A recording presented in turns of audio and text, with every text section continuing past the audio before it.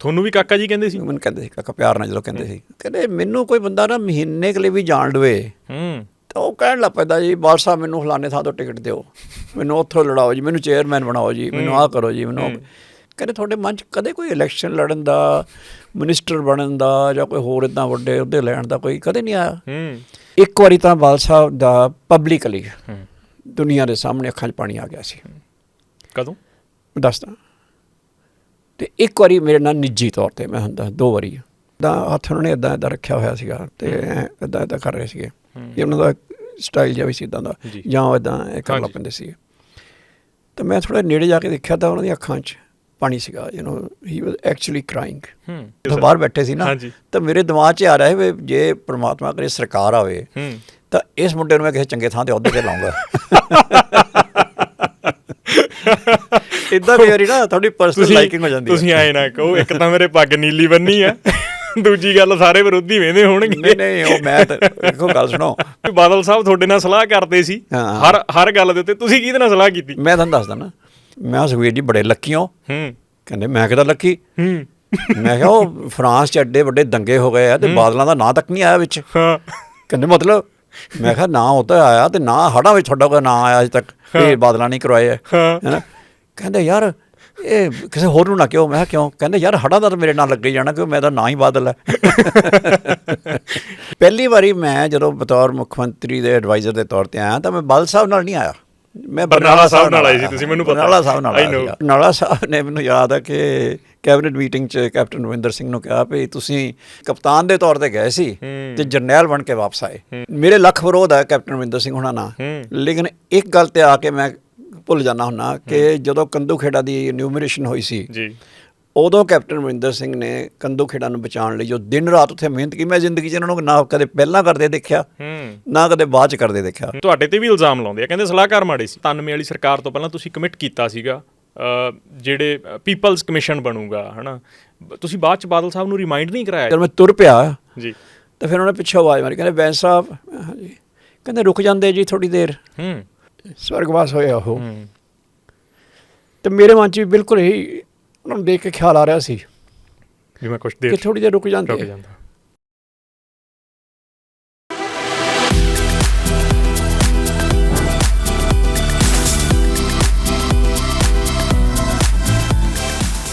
ਪ੍ਰਕਾਸ਼ ਸਿੰਘ ਬਾਦਲ ਬਾਰੇ ਆਖਿਆ ਜਾਂਦਾ ਹੈ ਕਿ ਉਹਨਾਂ ਨੇ ਆਪਣੇ ਦਿਲ ਦੀ ਗੱਲ ਕਿਸੇ ਨਾਲ ਕਦੇ ਸਾਂਝੀ ਨਹੀਂ ਕੀਤੀ, ਇਸੇ ਕਰਕੇ 5 ਵਾਰ ਦੇ ਮੁੱਖ ਮੰਤਰੀ ਰਹੇ ਨੇ। ਪਰ ਉਹਨਾਂ ਦੇ ਨਾਲ 4 ਦਹਾਕੇ ਕੰਮ ਕਰਨ ਵਾਲੇ HS ਬੈਂਸ ਅੱਜ ਸਾਡੇ ਨਾਲ ਨੇ। ਅੱਜ ਦੇ ਪੋਡਕਾਸਟ ਦੇ ਵਿੱਚ HS ਬੈਂਸ ਹੋਰਾਂ ਦੇ ਨਾਲ ਆਪਾਂ ਗੱਲਾਂ ਬਾਤਾਂ ਕਰਾਂਗੇ, ਕਿਉਂਕਿ HS ਬੈਂਸ ਹੀ ਅਜਿਹੇ ਇਨਸਾਨ ਨੇ ਜਿਨ੍ਹਾਂ ਦੇ ਨਾਲ ਪ੍ਰਕਾਸ਼ ਸਿੰਘ ਬਾਦਲ ਨੇ ਆਪਣੇ ਦਿਲ ਦੀ ਗੱਲ ਸਾਂਝੀ ਕੀਤੀ ਹੈ। ਕਿਹੜੀਆਂ ਗੱਲਾਂ ਸਾਂਝੀਆਂ ਕੀਤੀਆਂ ਨੇ, ਪੋਲੀਟੀਕਲ, ਨਾਨ ਪੋਲੀਟੀਕਲ, ਕਿਹੜੀਆਂ ਸਲਾਹਾਂ ਇਹਨਾਂ ਤੋਂ ਲਈਆਂ ਗਈਆਂ, ਅੱਜ ਦੇ ਪੋਡਕਾਸਟ ਦੇ ਵਿੱਚ ਆਪਾਂ ਗੱਲਬਾਤ ਕਰਾਂਗੇ। ਸਤਿ ਸ਼੍ਰੀ ਅਕਾਲ ਸਰ। ਸਤਿ ਸ਼੍ਰੀ ਅਕਾਲ ਸਿਮਰ। ਠੀਕ ਠਾਕ ਹੋ ਜੀ? ਹਾਂ, ਪਹਿਲੀ ਗੱਲ ਤਾਂ ਇਹ ਹੈ ਕਿ ਮੈਨੂੰ ਬਹੁਤ ਖੁਸ਼ੀ ਹੈ ਕਿ ਪ੍ਰੋਗਰਾਮ ਤੋਂ ਪਹਿਲਾਂ ਜਿਹੜੀਆਂ ਆਪਾਂ ਗੱਲਾਂ ਕੀਤੀਆਂ ਮੈਨੂੰ ਤੁਹਾਡੀ ਏਜ ਦਾ ਪਤਾ ਲੱਗਾ ਜੀ। ਜਸਟ 23 ਔਰ ਇਸ ਏਜ ਦੇ ਉੱਤੇ ਮਤਲਬ ਇਸ ਲੈਵਲ ਤੱਕ ਮਤਲਬ ਆਪਣਾ ਕਰੀਅਰ ਨੂੰ ਲੈ ਕੇ ਆਉਣਾ ਔਰ ਇਸ ਕੌਨਫੀਡੈਂਸ ਨਾਲ ਲੈ ਕੇ ਆਉਣਾ।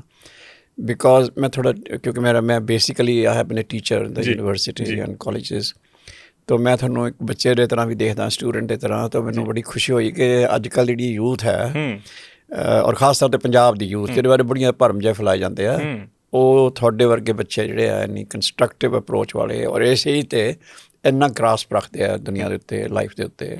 ਬਹੁਤ ਅੱਛਾ ਲੱਗਿਆ। ਥੈਂਕ ਯੂ ਸਰ, ਧੰਨਵਾਦ ਜੀ। ਅਤੇ ਮੇਰਾ ਪਹਿਲਾ ਸਵਾਲ ਤੁਹਾਨੂੰ ਇਹੀ ਹੈ, ਵੈਸੇ ਸਵਾਲ ਨਹੀਂ ਹੋਣਗੇ, ਤੁਸੀਂ ਮੈਨੂੰ ਵੀ ਸਵਾਲ ਕਰ ਸਕਦੇ ਹੋ। ਇਹ ਜਿਹੜਾ ਫਾਰਮੈਟ ਆ ਨਾ, ਇਹਦੇ 'ਚ ਤੁਸੀਂ ਮੈਨੂੰ ਵੀ ਸਵਾਲ ਕਰ ਸਕਦੇ ਹੋ। ਪੋਡਕਾਸਟ ਇੱਦਾਂ ਹੁੰਦਾ, ਕੋਈ ਇੰਟਰਵਿਊ ਨਹੀਂ ਗੀ ਜੀ। ਅਤੇ ਪਹਿਲੀ ਵਾਰੀ ਪ੍ਰਕਾਸ਼ ਸਿੰਘ ਬਾਦਲ ਹੋਰਾਂ ਨਾਲ ਮੁਲਾਕਾਤ ਕਦੋਂ ਹੋਈ, ਕਿੱਥੇ ਹੋਈ, ਤੁਹਾਡੇ ਯਾਦ ਹੈ?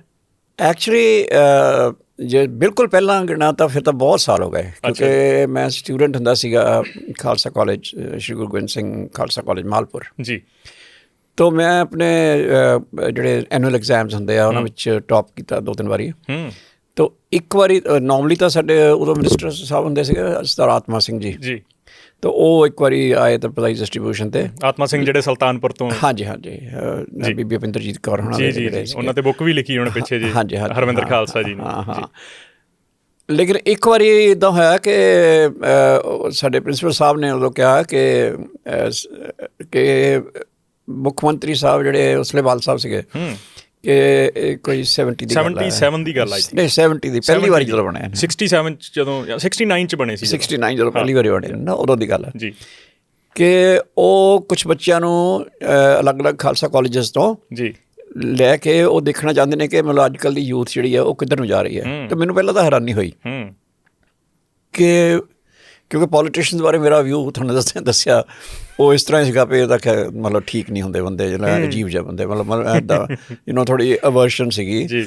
ਤਾਂ ਮੈਨੂੰ ਪਰ ਹੈਰਾਨੀ ਵੀ ਹੋਈ ਵੀ ਕੋਈ ਮੁੱਖ ਮੰਤਰੀ ਨੂੰ ਇਸ ਗੱਲ 'ਚ ਕੀ ਇੰਟਰਸਟ ਹੋਇਆ ਵੀ ਅੱਜ ਕੱਲ੍ਹ ਦੇ ਬੱਚੇ ਕੀ ਸੋਚ ਰਹੇ ਹੈ ਜਾਂ ਉਹਨਾਂ ਦਾ ਕੈਰੀਅਰ ਕਿੱਧਰ ਨੂੰ ਜਾ, ਉਹਨਾਂ ਦੀ ਮਤਲਬ ਸਟੱਡੀਜ਼ ਵਗੈਰਾ ਦਾ ਕਿੱਦਾਂ ਉਹ ਸੁਝਾਅ ਲੈਣਾ ਚਾਹੁੰਦੇ ਆ ਸਟੱਡੀਜ਼ ਬਾਰੇ।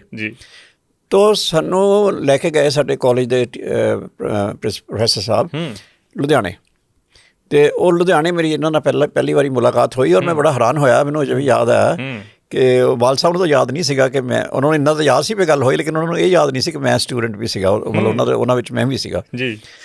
ਤੋ ਮੈਨੂੰ ਇੰਨਾ ਖਿਆਲ ਆ ਕਿ ਸਾਡੇ ਜਿਹੜੇ ਟੀਚਰ ਸਾਹਿਬ ਸੀਗੇ ਉਹਨਾਂ ਨੇ ਮੈਨੂੰ ਇੰਟਰੋਡਿਊਸ ਕੀਤਾ ਵੀ ਇੱਦਾਂ ਸਾਡੀ ਜੀ ਕਾਲਜ ਦਾ ਬੜਾ ਹੋਣਹਾਰ ਬੱਚਾ ਇਹ ਉਹ ਕਿਵੇਂ ਟੌਪ ਕਰ ਰਿਹਾ ਸੀਗਾ ਜੀ। ਤੋ ਬਾਲ ਸਾਹਿਬ ਨੇ ਮੈਨੂੰ ਮੋਢੇ 'ਤੇ ਹੱਥ ਰੱਖ ਕੇ ਮੈਨੂੰ ਕਿਹਾ ਵੀ ਬੇਟਾ ਕੀ ਪੜ੍ਹਦੇ ਹੁੰਦੇ ਆ? ਤੋ ਮੈਂ ਦੱਸਿਆ ਜੀ ਮੈਂ ਬੜਾ ਮਾਣ ਸੀਗਾ ਕਿ ਮੈਂ ਜੀ BA ਦੇ ਵਿੱਚ ਪਿੰਡ ਦੇ ਵਿੱਚ ਰਹਿੰਦਾ ਹੋਇਆ ਮੈਂ ਵਦਰਿੰਗ ਹਾਈਟਸ ਪੜ੍ਹ ਰਿਹਾ, ਮੈਂ ਮੈਕਬੈਥ ਪੜ੍ਹ ਰਿਹਾ। ਮੈਂ ਉਹਨਾਂ ਨੂੰ ਇੰਪ੍ਰੈਸ ਕਰਨ ਨੂੰ ਬੜੀਆਂ ਅੰਗਰੇਜ਼ੀ ਦੀਆਂ ਕਿਤਾਬਾਂ ਦੇ ਨਾਂ ਦੱਸੇ। ਤਾਂ ਉਦੋਂ ਇੱਦਾਂ ਵੀ ਹੁੰਦਾ ਸੀ ਇੱਥੇ ਸ਼ੇਕਸਪੀਅਰ ਦੇ ਕੰਪਲੀਟ ਵਰਕਸ ਆਫ ਸ਼ੇਕਸਪੀਅਰ ਆਪਣੇ ਇੱਦਾਂ ਲੈ ਕੇ ਚੱਲਣਾ ਕਰਨ ਲਈ, ਇੰਗਲਿਸ਼ ਲਿਟਰੇਚਰ ਰਿਹਾ ਹੈਗਾ। ਅਤੇ ਉਹ ਤਾਂ ਮੈਂ ਉਹਨਾਂ ਨੂੰ ਬਾਲ ਸਾਹਿਬ ਨੂੰ ਦੱਸਿਆ ਵੀ ਮੈਂ ਇੱਦਾਂ ਆਪ ਪੜ੍ਹਦਾ ਜੀ। ਅਤੇ ਮੈਨੂੰ ਬਾਲ ਸਾਹਿਬ ਦਾ ਯਾਦ ਆ, ਉਹ ਕਹਿੰਦੇ ਕਾਕਾ ਉਹ ਤਾਂ ਠੀਕ ਆ, ਪੰਜਾਬੀ 'ਚ ਕੀ ਪੜ੍ਹਦੇ ਹਨ? ਤੋ ਮੈਂ ਉਹਨਾਂ ਦੇ ਪਹਿਲੀ ਗੱਲ ਤਾਂ ਮੈਂ ਤੁਹਾਨੂੰ ਦੱਸਿਆ ਕਿਉਂਕਿ ਮੈਨੂੰ ਇੰਗਲਿਸ਼ ਦਾ ਸ਼ੌਕ ਇੰਨਾ ਸੀਗਾ ਕਿ ਮੈਨੂੰ ਇਹ ਸਵਾਲ ਨੇ ਹਿਲਾਇਆ ਦਿੱਤਾ। ਲੇਕਿਨ ਫੋਰਚੂਨੇਟਲੀ ਸਾਡੇ ਮੈਡਮ ਹੁੰਦੇ ਸੀਗੇ ਬਹੁਤ ਹੀ ਮਤਲਬ ਉਹ ਗ੍ਰੇਟ ਲੇਡੀ ਹੋਇਆ, ਬਹੁਤ ਹੀ ਗ੍ਰੇਟ, ਮਤਲਬ ਮੈਂ ਸਮਝਦਾ ਸੀ ਮੇਰੀ ਜ਼ਿੰਦਗੀ 'ਚ ਉਹਨਾਂ ਦਾ ਬਹੁਤ ਵੱਡਾ ਇਨਫਲੂਐਂਸ ਹੈ। ਮੈਡਮ ਬਲਵਿੰਦਰ ਕੌਰ ਗਿੱਲ ਉਹਨਾਂ ਦਾ ਨਾਂ ਹੁੰਦਾ ਸੀ। ਤੋ ਉਹਨਾਂ ਨੇ ਸਾਨੂੰ ਪੋਇਟਰੀ ਪੜ੍ਹਾਈ ਸੀ ਪੰਜਾਬੀ, ਅਤੇ ਉਹਦੇ ਵਿੱਚ ਬਾਬਾ ਬਲਵੰਤ ਦੀ ਇੱਕ ਪੋਇਮ ਸੀ ਜਿਹੜੀ ਇੱਕ ਊਸ਼ਾ ਪੋਇਮ ਸੀ, ਅਤੇ ਇੱਦਾਂ ਹੋਰ ਇੱਕ ਪੋਇਮ ਅੰਮ੍ਰਿਤਾ ਪ੍ਰੀਤਮ ਦੀ ਹੁੰਦੀ ਸੀ। ਅਤੇ ਇਸ ਤਰ੍ਹਾਂ ਨਾਲ ਕੁਛ ਪੰਜਾਬੀ ਦੀਆਂ ਪੋਇਮਸ ਮੈਂ ਪੜ੍ਹੀਆਂ ਸੀਗੀਆਂ। ਅਤੇ ਤਾਂ ਮੈਂ ਬਸ ਹੁਣ ਮਤਲਬ ਉਹ ਵੀ ਮੈਂ ਇੱਦਾਂ ਦਾ ਮੈਂ ਹਾਂਜੀ ਪੜ੍ਹਦਾ ਅਤੇ ਕਹਿੰਦੇ ਹਾਂ ਕਾਕਾ ਹੋਰ ਪੜ੍ਹਿਆ ਕਰੋ। ਅਤੇ ਫਿਰ ਮੈਨੂੰ ਪੁੱਛਣ ਲੱਗ ਪਏ ਵੀ ਤੁਹਾਨੂੰ ਕੀ ਲੱਗਦਾ ਐਜੂਕੇਸ਼ਨ 'ਚ ਕੀ ਕਰਨਾ ਚਾਹੀਦਾ, ਮਤਲਬ ਸਟੂਡੈਂਟਸ ਦੇ ਪੱਖੋਂ ਕੀ ਫੀਲ ਕਰਦੇ ਆ ਵੀ ਕਿੱਥੇ ਕਮੀ ਆ ਇਹ ਉਹ ਆ। ਪਰ ਉਹ ਸਾਰੀਆਂ ਗੱਲਾਂ ਤੋਂ ਬਾਅਦ ਮੈਂ ਤੁਹਾਨੂੰ ਦੱਸਦਾ ਕਿ ਮੈਂ ਜਦੋਂ ਵਾਪਸ ਆਇਆ, ਬੱਸਾਂ 'ਚ ਜਾਂਦੇ ਸੀ ਉਦੋਂ, ਤੋ ਮੈਂ ਇਹ ਸੋਚਦਾ ਆਇਆ ਵੀ ਪੋਲੀਟੀਸ਼ੀਅਨ ਬਾਰੇ ਮੇਰਾ ਤਾਂ ਆਈਡੀਆ ਕੁਛ ਹੋਰ ਸੀ ਵੀ ਇਹਨਾਂ ਨੂੰ ਕੀ ਪਤਾ ਹੈ ਐਜੂਕੇਸ਼ਨ ਜਾਂ ਮਤਲਬ ਬੱਚੇ ਜਾਂ ਸਟੂਡੈਂਟਸ ਦੀਆਂ ਕੀ ਐਸਪੀਰੇਸ਼ਨ ਇਹ ਉਹ, ਵੀ ਇਹ ਬੰਦਾ ਬੜਾ ਅਜੀਬ ਜਿਹਾ ਹੈ ਕਿ ਮੈਨੂੰ ਮਤਲਬ ਕਿਤਾਬਾਂ ਬਾਰੇ ਪੁੱਛ ਰਿਹਾ ਔਰ ਮੇਰੇ ਤੋਂ ਸੁਝਾਅ ਲੈ ਰਿਹਾ ਕਿ ਕਿਵੇਂ ਇੰਪਰੂਵ ਕੀਤਾ ਜਾ ਸਕਦਾ, ਕੀ ਬੱਚਿਆਂ ਨੂੰ ਹੋਰ ਕਰਨਾ ਚਾਹੀਦਾ ਔਰ ਕੀ ਸਰਕਾਰ ਕਰੇ ਜਿਹਦੇ ਨਾਲ ਐਜੂਕੇਸ਼ਨ ਸਿਸਟਮ ਇੰਪਰੂਵ ਹੋਵੇ। ਤਾਂ ਹੁਣ ਸਾਨੂੰ ਤਾਂ ਉਸ ਵੇਲੇ ਨਹੀਂ ਸੀ ਪਤਾ ਕੀ ਕਰੇ ਕੀ ਨਾ ਕਰੇ। ਤਾਂ ਅਸੀਂ ਬਹੁਤ ਮੋਟੀਆਂ ਜੀ ਮਾਹੌਲ ਚੰਗਾ ਹੋਣਾ ਚਾਹੀਦਾ ਜੀ, ਸਟੂਡੈਂਟ ਦੀ ਰਿਸਪੈਕਟ ਹੋਣੀ ਚਾਹੀਦੀ ਹੈ ਜੀ, ਫੀਸਾਂ ਘੱਟ ਹੋਣੀਆਂ ਚਾਹੀਦੀਆਂ, ਇੱਦਾਂ ਦੀਆਂ ਗੱਲਾਂ ਮਤਲਬ। ਤਾਂ ਉਹ ਮੈਨੂੰ ਯਾਦ ਆ ਮੈਂ ਜਦੋਂ 3-4 ਇੱਦਾਂ ਦੀਆਂ ਗੱਲਾਂ ਕਹੀਆਂ ਤਾਂ ਬਾਲ ਸਾਹਿਬ ਕਹਿੰਦੇ ਕਾਕਾ ਇਹ ਤਾਂ ਕਾਕਾ ਠੀਕ ਆ। ਮੈਂ ਤੁਹਾਨੂੰ ਪੁੱਛਦਾ ਸੀਗਾ ਵੀ ਕੋਈ ਸੋਚ ਪੱਖੋਂ ਕੋਈ ਨਵੀਂ ਸੋਚ ਦੇਣੇ ਵਾਸਤੇ ਕੋਈ ਆਈਡੀਆਜ਼ ਦੇ ਸਕਦੇ? ਅਤੇ ਉਹ ਮੈਨੂੰ ਬੜਾ ਬਾਅਦ ਦੇ ਵਿੱਚ ਇਸ ਗੱਲ ਦਾ ਮੇਰੇ ਇੱਕ ਤਰ੍ਹਾਂ ਨਾਲ ਮਤਲਬ, ਹਾਲਾਂਕਿ ਉਸ ਤੋਂ ਬਾਅਦ ਵੀ ਮੈਂ ਪੋਲੀਟੀਸ਼ੀਅਨ ਵੱਲ ਨੂੰ ਹੋਰ ਤਰ੍ਹਾਂ ਰਿਹਾ, ਲੇਕਿਨ ਇਹ ਮੈਨੂੰ ਇਸ ਗੱਲ ਨੇ ਪ੍ਰਭਾਵਿਤ ਜ਼ਰੂਰ ਕੀਤਾ ਵੀ ਕਿਸੇ ਬੰਦੇ ਨੇ ਮੈਨੂੰ ਉਹ ਗੱਲਾਂ ਪੁੱਛੀਆਂ ਜਿਹੜੀਆਂ ਕਿ ਇੱਕ ਸਟੂਡੈਂਟ ਦੇ ਮਨ ਦੇ ਨੇੜੇ ਹੁੰਦੀਆਂ ਨੇ। ਸੋ ਪਹਿਲੀ ਮੁਲਾਕਾਤ ਇਹਨਾਂ ਨਾਲ ਉਦੋਂ ਹੋਈ ਸੀ। ਲੇਕਿਨ ਜੇ ਆਪਾਂ ਉੱਦਾਂ ਦੂਜੇ ਤਰ੍ਹਾਂ ਦੇਖੀਏ, ਪੋਲੀਟੀਕਲੀ ਕਦੋਂ ਹੋਈ? ਜਦੋਂ ਤੁਹਾਨੂੰ ਉਹਨਾਂ ਨੇ ਕਿਹਾ ਵੀ ਹਾਂ ਤੁਸੀਂ ਮੇਰੇ ਨਾਲ ਆ ਜਾਓ? ਉਹ ਉਹਨਾਂ ਨੇ ਕਿਹਾ ਤਾਂ ਪਹਿਲਾਂ ਵੀ ਸੀਗਾ। ਉਹ ਉਹਨਾਂ ਨੇ ਜਦੋਂ ਇਹ ਦੂਸਰੀ ਵਾਰੀ ਮੁੱਖ ਮੰਤਰੀ ਬਣਿਆ ਤਾਂ ਇਹਨਾਂ ਦੇ ਇੱਕ ਰਿਸ਼ਤੇਦਾਰ ਹੁੰਦਾ ਸੀ ਲੁਧਿਆਣੇ। ਅੱਛਾ ਜੀ। ਸਰਦਾਰ ਅਮਰਜੀਤ ਸਿੰਘ ਸਿੱਧੂ, ਜਦੋਂ 77 'ਚ ਬਣਦੇ ਆ। 77 'ਚ ਹੁੰਦੇ। ਅਤੇ ਉਦੋਂ ਇਹਨਾਂ ਦੀਆਂ ਮੈਂ ਅਖਬਾਰਾਂ 'ਚ ਫੋਟੋਆਂ ਦੇਖੀਆਂ ਸੀ। ਮੈਨੂੰ ਅਖਬਾਰਾਂ ਪੜ੍ਹਨ ਦਾ ਲਿਖਣ ਦਾ ਉੱਥੇ ਸ਼ੌਕ ਸ਼ੁਰੂ ਤੋਂ ਹੀ ਸੀਗਾ ਬਹੁਤ ਜ਼ਿਆਦਾ। ਅਤੇ ਸਾਡੇ ਪਿੰਡ 'ਚ 4-5 ਅਖਬਾਰਾਂ ਅੰਗਰੇਜ਼ੀ ਦੀਆਂ ਟ੍ਰਿਬਿਊਨ ਹੀ ਹੁੰਦੀ ਸੀ ਉਹਨਾਂ ਦਿਨਾਂ 'ਚ। ਅਤੇ ਉਹ ਆਉਂਦੀਆਂ ਸੀ ਅਤੇ ਉਹ ਮੈਂ ਇੱਕ ਪੱਕੇ ਤੌਰ 'ਤੇ ਮਤਲਬ ਮੈਂ ਰੀਡਰ ਇੱਕ ਮੈਂ ਸੀਗਾ, 3-4 ਪਿੰਡ 'ਚ ਹੋਰ ਸੀਗੇ ਜੀ। ਤੋ ਸੋ ਮੈਨੂੰ ਬੜਾ ਸ਼ੌਕ ਹੁੰਦਾ ਸੀਗਾ ਵੀ ਉਹ ਦੇਖਣਾ। ਅਤੇ ਬਾਲ ਸਾਹਿਬ ਦੀ ਅਤੇ ਸੰਤ ਲੌਂਗੋਵਾਲ ਦੀ ਅਤੇ ਜਿਸ ਦਾ ਗੁਰਚਰਨ ਸਿੰਘ ਟੌੜਾ ਹੋਣਾ ਦੀ ਫੋਟੋ ਫਰੰਟ ਪੇਜ 'ਤੇ ਛਪੀ ਸੀ ਜੈ ਪ੍ਰਕਾਸ਼ ਨਾਰਾਇਣ ਹੋਣਾ ਨਾਲ, ਉਹ ਐਮਰਜੈਂਸੀ ਦੇ ਮੋਰਚੇ ਤੋਂ ਬਾਅਦ। ਤੋ ਉਹ ਤੋਂ ਬਾਅਦ ਕੁਛ ਮੈਂ ਲਿਖਣਾ ਸ਼ੁਰੂ ਕੀਤਾ ਹੋਇਆ ਸੀਗਾ ਟ੍ਰਿਬਿਊਨ ਦੇ ਵਿੱਚ। ਕਦੇ ਪਹਿਲਾਂ ਲੈਟਰ ਦੀ ਐਡੀਟਰ ਲਿਖਦਾ ਹੁੰਦਾ ਸੀਗਾ, ਫਿਰ ਹੌਲੀ ਹੌਲੀ ਮੈਂ ਲਿਖਣਾ ਸ਼ੁਰੂ ਕੀਤਾ ਹਿੰਮਤ ਜਿਹੀ ਕਰਕੇ। ਤਾਂ 1-2 ਮੇਰੇ ਪੀਸਿਸ ਛਪੇ। ਤੇ ਉਹਨਾਂ 'ਚੋਂ ਇੱਕ ਪੀਸ ਕਿਤੇ ਕਿਸੇ ਨੇ ਇਹਨਾਂ ਦੇ ਭਾਈ ਸ਼ਮਿੰਦਰ ਸਿੰਘ ਹੁੰਦੇ ਸੀਗੇ, ਹਾਂਜੀ ਹਾਂਜੀ, ਭਾਈ ਸ਼ਮਿੰਦਰ ਸਿੰਘ ਉਹਨਾਂ ਨੇ ਕਿਤੇ ਪੜ੍ਹਿਆ, ਭਾਈ ਹਰਨਿਰਪਾਲ ਕੁੱਕੂ ਦੇ ਹਾਂਜੀ ਹਾਂਜੀ ਬ੍ਰਦਰ, ਵੱਡੇ ਬ੍ਰਦਰ, ਹਾਂਜੀ ਹਾਂਜੀ, ਉਹਨਾਂ ਨੇ ਕਿਤੇ ਮੇਰੇ ਜੀਜਾ ਜੀ ਨੂੰ ਜਾਣਦੇ ਸੀ ਉਹ, ਉਹਨਾਂ ਨੇ ਕਿਹਾ ਜੀ ਇਹ ਮੁੰਡਾ, ਉਹ ਕਿਸੇ ਨੇ ਦੱਸਿਆ ਵੀ ਉਹਨਾਂ ਦਾ, ਮੈਂ ਉਹਨਾਂ ਦਾ ਸਾਲਾ ਲੱਗਦਾ, ਤੇ ਉਹਨਾਂ ਨੂੰ ਕਿਹਾ ਜੀ ਇਹ ਮੁੰਡਾ ਜਿਹੜਾ ਸਾਨੂੰ ਮਿਲਾਓ ਇੱਦਾਂ ਇੱਦਾਂ, ਤੇ ਉਹਨਾਂ ਨੇ ਫਿਰ ਬਾਲ ਸਾਹਿਬ ਨੂੰ ਮੈਨੂੰ ਮਿਲਾਇਆ, ਭਾਈ ਸ਼ਮਿੰਦਰ ਸਿੰਘ ਉਹਨਾਂ ਨੇ। ਅਤੇ ਉਹ ਵੀ ਮੈਨੂੰ ਉਦੋਂ ਵੀ ਯਾਦ ਆ ਕਿ ਬਾਲ ਸਾਹਿਬ ਨੇ ਉਦੋਂ ਵੀ ਮੈਨੂੰ ਸਿੱਧਾ ਇੱਦਾਂ ਨਹੀਂ ਕਿਹਾ ਵੀ ਤੁਸੀਂ ਮਤਲਬ ਕੋਈ ਇੱਦਾਂ ਮਤਲਬ ਨਾਲ ਆ ਜਾਓ ਜਾਂ ਇੱਦਾਂ ਦੀ ਗੱਲ, ਪਰ ਉਹਨਾਂ ਨੇ ਗੱਲਾਂ ਕਈ ਮੈਨੂੰ ਇੱਦਾਂ ਦੀਆਂ ਪੁੱਛੀਆਂ ਵੀ ਕੀ ਹੋਣਾ ਚਾਹੀਦਾ, ਅਤੇ ਤੁਸੀਂ ਲਿਖਦੇ ਪੜ੍ਹਦੇ ਆ, ਕਿੱਥੋਂ ਸ਼ੌਕ ਪੈਦਾ ਹੋ ਗਿਆ, ਤੁਸੀਂ ਪਿੰਡ 'ਚ ਪੜ੍ਹੇ ਆ ਅਤੇ ਅੰਗਰੇਜ਼ੀ ਦਾ ਸ਼ੌਕ ਕਿੱਦਾਂ ਆ ਗਿਆ, ਇਹ ਉਹ ਕਿੱਦਾਂ ਹੋ ਸਕਦਾ, ਬਾਕੀਆਂ ਨੂੰ ਕਿੱਦਾਂ ਲਿਆ ਸਕਦੇ ਹਾਂ, ਇੱਦਾਂ ਦੀਆਂ ਗੱਲਾਂ ਉਹਨਾਂ ਨੇ ਪੁੱਛੀਆਂ। ਅਤੇ ਫਿਰ ਤੁਰਨ ਲੱਗੇ ਉਹਨਾਂ ਨੇ ਮੈਨੂੰ ਕਿਹਾ ਕਿ ਕਾਕਾ ਤੁਸੀਂ ਕੋਈ ਪੋਲੀਟੀਕਲ ਸ਼ੌਕ ਵੀ ਰੱਖਦੇ ਆ? ਮੈਂ ਕਿਹਾ ਨਹੀਂ, ਮੈਂ ਤਾਂ ਨਹੀਂ ਰੱਖਦਾ। ਕਹਿੰਦੇ ਬਿਲਕੁਲ ਨਹੀਂ। ਮੈਂ ਕਿਹਾ ਨਹੀਂ ਜੀ। ਕਹਿੰਦੇ ਅੱਛਾ ਪੜ੍ਹਨ ਲਿਖਣ 'ਚ ਸ਼ੌਕ ਰੱਖਦੇ? ਮੈਂ ਹਾਂਜੀ। ਕਹਿੰਦੇ ਪੜ੍ਹਨ ਲਿਖਣ ਵਾਲੇ ਕੰਮਾਂ 'ਚ ਸਾਡੀ ਮਦਦ ਕਰ ਸਕਦੇ ਆ?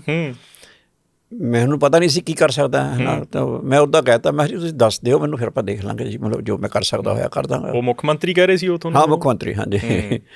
ਤੋ ਜਦੋਂ ਪਿੰਡ ਆਇਆ ਤਾਂ ਪਿੰਡ ਤਾਂ ਬੜਾ ਰੌਲਾ ਪਿਆ ਹੋਇਆ ਸੀਗਾ ਕਿ ਜੀ ਮੁੱਖ ਮੰਤਰੀ ਸਾਹਿਬ ਨੂੰ ਮਿਲ ਕੇ ਆਏ ਜੀ, ਬੁਲਾਏ ਜੀ, ਜੀ ਉਹ ਜੀ। ਪ੍ਰਾਊਡ ਸੀਗਾ ਅੰਦਰੋਂ ਤੁਹਾਨੂੰ? ਹਾਂਜੀ, ਪ੍ਰਾਊਡ ਸੀਗਾ ਅੰਦਰੋਂ, ਮਾਣ ਸੀਗਾ ਵੀ ਹਾਂ ਯਾਰ ਅੱਜ ਮੁੱਖ ਮੰਤਰੀ ਨੇ ਬੁਲਾਇਆ? ਆਈ ਵੁੱਡ ਸੇ ਪ੍ਰਾਊਡ ਤਾਂ ਮੈਨੂੰ ਮੇਰੀ ਮਦਰ ਨੇ ਨਹੀਂ ਕਦੇ ਹੋਣ ਦਿੱਤਾ। ਕਿਉਂ? ਉਹਨਾਂ ਨੇ ਰੱਖਿਆ ਹੀ ਇਹ ਮੈਨੂੰ ਸ਼ੁਰੂ ਤੋਂ ਹੀ ਕਿ ਜਿਹੜੀ ਸਭ ਤੋਂ ਵੱਡੀ ਗੁਣ ਆ ਜ਼ਿੰਦਗੀ ਦੇ ਵਿੱਚ ਉਹ ਪਿਆਰ ਅਤੇ ਹਲੀਮੀ। ਜ਼ਿਆਦਾ ਐਕਸਾਈਟਡ ਨਹੀਂ ਹੋਣਾ? ਹਾਂ ਬਿਲਕੁਲ ਨਹੀਂ, ਉਹਨਾਂ ਨੇ ਬਿਲਕੁਲ ਇੱਦਾਂ ਰੱਖਿਆ। ਮਤਲਬ ਉਹ ਤਾਂ ਇੰਨਾ ਤੱਕ ਕਹਿੰਦੇ ਸੀ ਮਦਰ ਮੇਰੇ ਕਿ ਜਦੋਂ ਮੈਂ ਜ਼ਿਆਦਾ ਕੋਈ ਵੱਡੀ ਗੱਲ ਕਰ ਦੇਣੀ ਆ, ਮਾਣ ਆਪਣਾ ਕਰਨ ਵਾਲੇ ਮੁੰਡਿਆਂ ਦੀ ਆਦਤ ਹੁੰਦੀ ਜਿਹੜੀ ਕਿ ਮਾਂ ਮੈਂ ਤਾਂ ਫਸਟ ਆਇਆ ਤਾਂ ਇਹ ਤਾਂ ਉਹ, ਤਾਂ ਉਹਨਾਂ ਨੇ ਕਹਿਣਾ ਵੀ ਕਾਕਾ ਜਵਾਨੀ ਤਾਂ ਪੰਛੀਆਂ ਤੋਂ ਜਾਨਵਰਾਂ ਤੋਂ ਲੈ ਕੇ ਸਭ 'ਤੇ ਆਉਂਦੀ ਹੈ, ਅਤੇ ਉਹ ਕੋਈ ਗੱਲ ਨਹੀਂ ਹੈ, ਸ਼ਾਂਤ ਰਹੀਦਾ ਹੁੰਦਾ ਹੈ ਨਾ, ਲੰਬਾ ਸਫ਼ਰ ਹੈ ਜ਼ਿੰਦਗੀ ਦਾ। ਅੱਛਾ ਜਦੋਂ ਫਿਰ ਪਿੰਡ ਆਏ ਫਿਰ? ਤਾਂ ਜਦੋਂ ਪਿੰਡ ਆਇਆ ਫਿਰ ਵਾਪਸ ਜਦੋਂ ਮੈਂ ਗਿਆ ਲੁਧਿਆਣੇ ਕੋਈ, ਤਾਂ ਫਿਰ ਮੇਰੇ ਜੀਜਾ ਜੀ ਨੇ ਮੈਨੂੰ ਕਿਹਾ ਵੀ ਉਹ ਬਾਲ ਸਾਹਿਬ ਦਾ ਦੁਬਾਰਾ ਮੈਸੇਜ ਆਇਆ ਸੀਗਾ ਕਿ ਉਹ ਸਾਨੂੰ ਮਿਲਣਾ ਚਾਹੁੰਦੇ ਆ। ਤਾਂ ਫਿਰ ਮੈਂ ਦੁਬਾਰਾ ਇਹਨਾਂ ਦੇ ਸਰਦਾਰ ਅਮਰਜੀਤ ਸਿੰਘ ਸਿੱਧੂ ਇਹਨਾਂ ਦੇ ਰਿਸ਼ਤੇਦਾਰ ਨੇ, ਉਹ ਮੇਰੇ ਜੀਜਾ ਨੂੰ ਜਾਣਦੇ ਸੀਗੇ, ਫਿਰ ਦੁਬਾਰਾ ਉਹਨਾਂ ਨੂੰ ਮਿਲਿਆ। ਕਿਹੜੀ ਜਗ੍ਹਾ? ਲੇਕਿਨ ਚੰਡੀਗੜ੍ਹ CM ਹਾਊਸ? ਹਾਂਜੀ ਨਹੀਂ, ਮੈਂ ਇੱਥੇ ਇੱਕ ਗੈਸਟ ਹਾਊਸ ਸੀਗਾ, ਮੈਨੂੰ ਭੁੱਲ ਗਿਆ। ਅੱਛਾ ਜੀ। ਸ਼ਾਇਦ ਉਹ PSCB ਗੈਸਟ ਹਾਊਸ ਸੀਗਾ, ਉੱਥੇ ਮਿਲੇ ਸੀਗੇ। ਨਾਲ ਕੌਣ ਕੌਣ ਸੀ ਉਹਨਾਂ ਦੇ? ਉਹਨਾਂ ਦੇ ਨਾਲ ਐਕਚੁਅਲੀ ਉਸ ਵੇਲੇ ਤਾਂ ਸਰਦਾਰ ਬਲਵੰਤ ਸਿੰਘ ਸੀਗੇ, ਉਹ ਹੁਣ ਹੈ ਨਹੀਂ ਗੇ, ਫਾਈਨੈਂਸ ਮਿਨਿਸਟਰ ਹੁੰਦੇ ਸੀ ਪਹਿਲਾਂ। ਹਾਂਜੀ। ਅਤੇ ਇੱਕ ਉਦੋਂ ਹੁੰਦੇ ਸੀਗੇ, ਮੈਨੂੰ ਉਹਨਾਂ ਦਾ ਨਾਮ ਭੁੱਲ ਰਿਹਾ, ਹਾਂ ਵਡਾਲਾ ਸਾਹਿਬ, ਸਰਦਾਰ ਕੁਲਦੀਪ ਸਿੰਘ ਵਡਾਲਾ। ਹਾਂ ਪਰ ਇੱਕ ਹੋਰ ਸੀ, ਉਹਨਾਂ ਦਾ ਨਾਮ ਮੈਨੂੰ ਭੁੱਲ ਰਿਹਾ। ਕੁਲਦੀਪ ਸਿੰਘ ਵਡਾਲਾ ਨਾਲ ਤਾਂ ਮੇਰਾ ਬਹੁਤ ਨੇੜਤਾ ਰਹੀ ਬਾਤ 'ਚ, ਉਹ ਬਹੁਤ ਹੀ ਨਫੀਸ ਆਦਮੀ ਸੀਗੇ। ਹਾਂਜੀ ਹਾਂਜੀ ਹਾਂਜੀ, ਬਹੁਤ ਹੀ ਕਮਾਲ ਦੇ ਬੰਦੇ ਸੀਗੇ ਜੀ। ਹਾਂ ਮਤਲਬ ਆਈ ਐਮ ਵੈਰੀ ਪ੍ਰਾਊਡ ਕਿ ਮੈਂ ਉਹਨਾਂ ਦੇ ਨਾਲ ਗੱਡੀ ਦੇ ਵਿੱਚ ਬੜਾ ਸਫ਼ਰ ਕੀਤਾ। ਮਤਲਬ ਉਹਨਾਂ ਨੇ ਗੱਡੀ ਚਲਾਈ ਤਾਂ ਮੈਂ ਨਾਲ ਬੈਠਾ ਤਾਂ ਮੈਨੂੰ ਬੜਾ ਮਾਣ ਹੁੰਦਾ ਸੀਗਾ ਕਿ ਵਡਾਲਾ ਸਾਹਿਬ। ਬਾਦਲ ਸਾਹਿਬ ਨਾਲ ਨਹੀਂ ਹੋਇਆ ਕਦੇ ਮਾਣ? ਬਾਦਲ ਸਾਹਿਬ ਨਾਲ ਮਾਣ ਨਹੀਂ ਹੋਇਆ ਕਦੇ? ਬਾਦਲ ਸਾਹਿਬ ਨਾਲ ਪਤਾ, ਬਾਦਲ ਸਾਹਿਬ ਆਪ ਵੀ ਉਹਨਾਂ ਦਾ ਸੁਭਾਅ ਇੱਦਾਂ ਦਾ ਹੈ ਕਿ ਮਤਲਬ ਮੈਂ ਇੱਕ ਤਰ੍ਹਾਂ ਸਮਝਦਾ ਸੀ ਕਿ ਮੇਰੀ ਮਦਰ ਨੇ ਜੋ ਕੁਛ ਮੈਨੂੰ ਟੀਚ ਕੀਤਾ ਉਹ ਮੈਂ ਬਾਦਲ ਸਾਹਿਬ ਦੇਖ ਰਿਹਾ ਵੀ ਕਦੇ ਵੀ ਉੱਚੀ ਗੱਲ ਨਹੀਂ ਕਰਦੇ, ਨਿਮਰਤਾ ਨਾਲ ਬੱਚੇ ਨਾਲ ਵੀ ਗੱਲ ਕਰਦੇ ਤਾਂ ਨਿਮਰਤਾ ਨਾਲ ਕਰਦੇ। ਘਰੇ ਇੱਕ ਤਾਂ ਹੁੰਦਾ ਨਾ ਪੋਲੀਟੀਕਲ, ਮੈਂ ਘਰੇ ਦੇਖਦਾ ਜਿਹੜੇ ਘਰੇ ਕੰਮ ਕਰਦੇ ਲੋਕ, ਕੋਈ ਕੁੱਕ ਹੈ ਜਾਂ ਕੋਈ ਹੋਰ ਸਫਾਈ ਕਰਨ ਵਾਲਾ ਬੰਦਾ ਹੈ ਜਾਂ ਕੋਈ ਡਰਾਈਵਰ ਹੈ, ਹਰੇਕ ਨਾਲ ਇਹ ਜਿਸ ਤਰ੍ਹਾਂ ਇਹ ਗੱਲ ਕਰਦੇ ਆ ਤਾਂ ਮੈਨੂੰ ਮੈਂ ਬੜਾ ਐਟ ਹੋਮ ਫੀਲ ਕੀਤਾ ਇਹਨਾਂ ਦੇ ਨਾਲ ਵੀ ਇਹ ਬੰਦਾ ਵੀ ਨਿਮਰਤਾ ਵਾਲਾ ਬੰਦਾ ਹੈ, ਇਹਦੇ 'ਚ ਕੋਈ ਫੂਫਾਂ ਬਿਲਕੁਲ ਹੀ ਨਹੀਂ ਹੈ ਇੱਦਾਂ। ਸੋ ਉਹਨਾਂ ਦਾ ਉਸ ਗੱਲੋਂ ਮੈਨੂੰ ਚੰਗਾ ਲੱਗਿਆ, ਮੈਂ ਪ੍ਰਾਊਡ ਤਾਂ ਨਹੀਂ ਕਹਿ ਸਕਦਾ ਲੇਕਿਨ ਚੰਗਾ ਲੱਗਿਆ ਵੀ ਇੱਕ ਬੰਦਾ ਵਧੀਆ ਹੈ, ਨਫੀਸ ਆਦਮੀ ਆ, ਇਹਦੇ ਕੋਲ ਇੰਨਾ ਕੁਛ ਪਰਮਾਤਮਾ ਨੇ ਇਹਨੂੰ ਦਿੱਤਾ ਲੇਕਿਨ ਇਹਦੇ 'ਚ ਬਿਲਕੁਲ ਹੀ ਮਤਲਬ ਇੱਦਾਂ ਦੀ ਉਹ ਮਜ਼ਾਜ ਕੋਈ ਨਹੀਂ ਹੈ। ਅਤੇ ਉਸ ਔਰ ਗੱਲ ਬੜੀ ਰੇਅਰ ਆ ਉਹ, ਮਤਲਬ ਹੁਣ ਜੋ ਮਰਜ਼ੀ ਕਹੀ ਜਾਈਏ ਆਪਾਂ ਲੇਕਿਨ ਬਾਦਲ ਸਾਹਿਬ ਦੀਆਂ ਜਿਹੜੀਆਂ ਨਿੱਜੀ ਪਰਸਨਲ ਕੁਆਲਿਟੀਜ਼ ਹੈ ਬਹੁਤ ਹੀ ਰੇਅਰ ਕੁਆਲਿਟੀਜ਼ ਨੇ ਉਹ, ਔਰ ਕਦੇ ਗੁੱਸੇ 'ਚ ਨਹੀਂ ਆਉਣਾ, ਕਦੇ ਕਿਸੇ ਤੋਂ ਬਦਲਾਖੋਰੀ ਵਾਲੀ ਗੱਲ ਨਹੀਂ ਕਰਨੀ, ਕਦੇ ਕਿਸੇ ਨਾਲ, ਬਲਕਿ ਇੱਥੇ ਤੱਕ ਵੀ ਹੋਇਆ ਵੀ ਜੇ ਕਿਸੇ ਨੇ ਇਹਨਾਂ ਨਾਲ ਜ਼ਿਆਦਤੀ ਕੀਤੀ ਹੈ ਤਾਂ ਇਹਨਾਂ ਨੂੰ ਲੱਗਿਆ ਕਿ ਇਹਨੂੰ ਲੱਗੇਗਾ ਕਿ ਮੈਂ ਬਦਲਾ ਲਊਂਗਾ, ਅਤੇ ਉਹਨੂੰ ਬੁਲਾ ਕੇ 3-4 ਐਗਜ਼ਾਮਪਲ ਮੈਂ ਹੁਣ ਦੇ ਸਕਦਾ ਕਿ ਜਦੋਂ ਬੁਲਾ ਕੇ ਉਹ ਬੰਦੇ ਨੇ ਉਹਨੂੰ ਕਿਹਾ ਵੀ ਤੈਨੂੰ ਕਿਵੇਂ ਯਕੀਨ ਆਏਗਾ ਕਿ ਮੇਰੇ ਮਨ 'ਚ ਕੁਛ ਨਹੀਂ ਹੈ। ਮੈਂ ਚਾਹੂੰਗਾ ਤੁਸੀਂ ਇੱਕ ਅੱਧੀ ਕੋਈ ਗੱਲ ਹੈ ਨਾ ਆਪਾਂ ਕਰੀਏ। ਹਾਂ ਇੱਕ ਫੋਰ ਐਗਜ਼ਾਮਪਲ ਇੱਕ SSP ਸਾਹਿਬ ਹੁੰਦੇ ਸੀਗੇ। ਅੱਛਾ ਜੀ। ਜਦੋਂ ਬਾਲ ਸਾਹਿਬ ਜੇਲ੍ਹ 'ਚ ਸੀਗੇ ਫਿਰੋਜ਼ਪੁਰ, ਅਤੇ ਉਹ ਉੱਥੇ ਉਸ ਬੰਦੇ ਨੇ ਬੜਾ ਇਹਨਾਂ ਨਾਲ ਜਿਸ ਤਰ੍ਹਾਂ ਹੁੰਦਾ ਹੀ ਹੈ ਕਈ ਵਾਰੀ ਆਮ ਦੇਖਦੇ ਆਪਾਂ, ਕੋਈ ਇਹ ਨਹੀਂ ਕੋਈ ਖਾਸ ਗੱਲ ਮਤਲਬ ਇਨ ਦਾ ਸੈਂਸ ਉਹਨਾਂ ਪੁਲਿਸ ਵਿੱਚ ਖਾਸ ਗੱਡੀ ਗੱਲ ਨਹੀਂ ਹੁੰਦਾ ਹੀ ਹੈ ਕਿ ਉਹਨਾਂ ਦਾ ਹਰ ਨਵੇਂ ਸਰਕਾਰ ਦੇ ਬਹੁਤ ਵਫਾਦਾਰ ਹਾਂ। ਅਤੇ ਬਾਲ ਸਾਹਿਬ ਆਪੋਜੀਸ਼ਨ ਲੀਡਰ ਸੀਗੇ ਤਾਂ ਉਹਨੂੰ ਜਦੋਂ ਜੇਲ੍ਹ 'ਚ ਸੀਗੇ ਤਾਂ ਉਹਨਾਂ ਨੂੰ ਜਿੰਨਾ ਕਿ ਤੰਗ ਕਰ ਸਕਦੇ ਸੀਗੇ, ਅਤੇ ਇਹਨਾਂ ਦੀ ਰਿਹਾਈ ਵੀ ਹੋ ਗਈ ਤਾਂ ਉਹ ਰਿਹਾਈ ਦੇ ਵਿੱਚ ਵੀ ਉਹਨਾਂ ਨੇ ਜਾਣ ਕੇ 48 ਘੰਟੇ ਜਾਂ 72 ਘੰਟੇ ਡਿਲੇ ਕਰਤੀ ਫੋਰਮੈਲਿਟੀਜ਼ ਕਰਦੇ।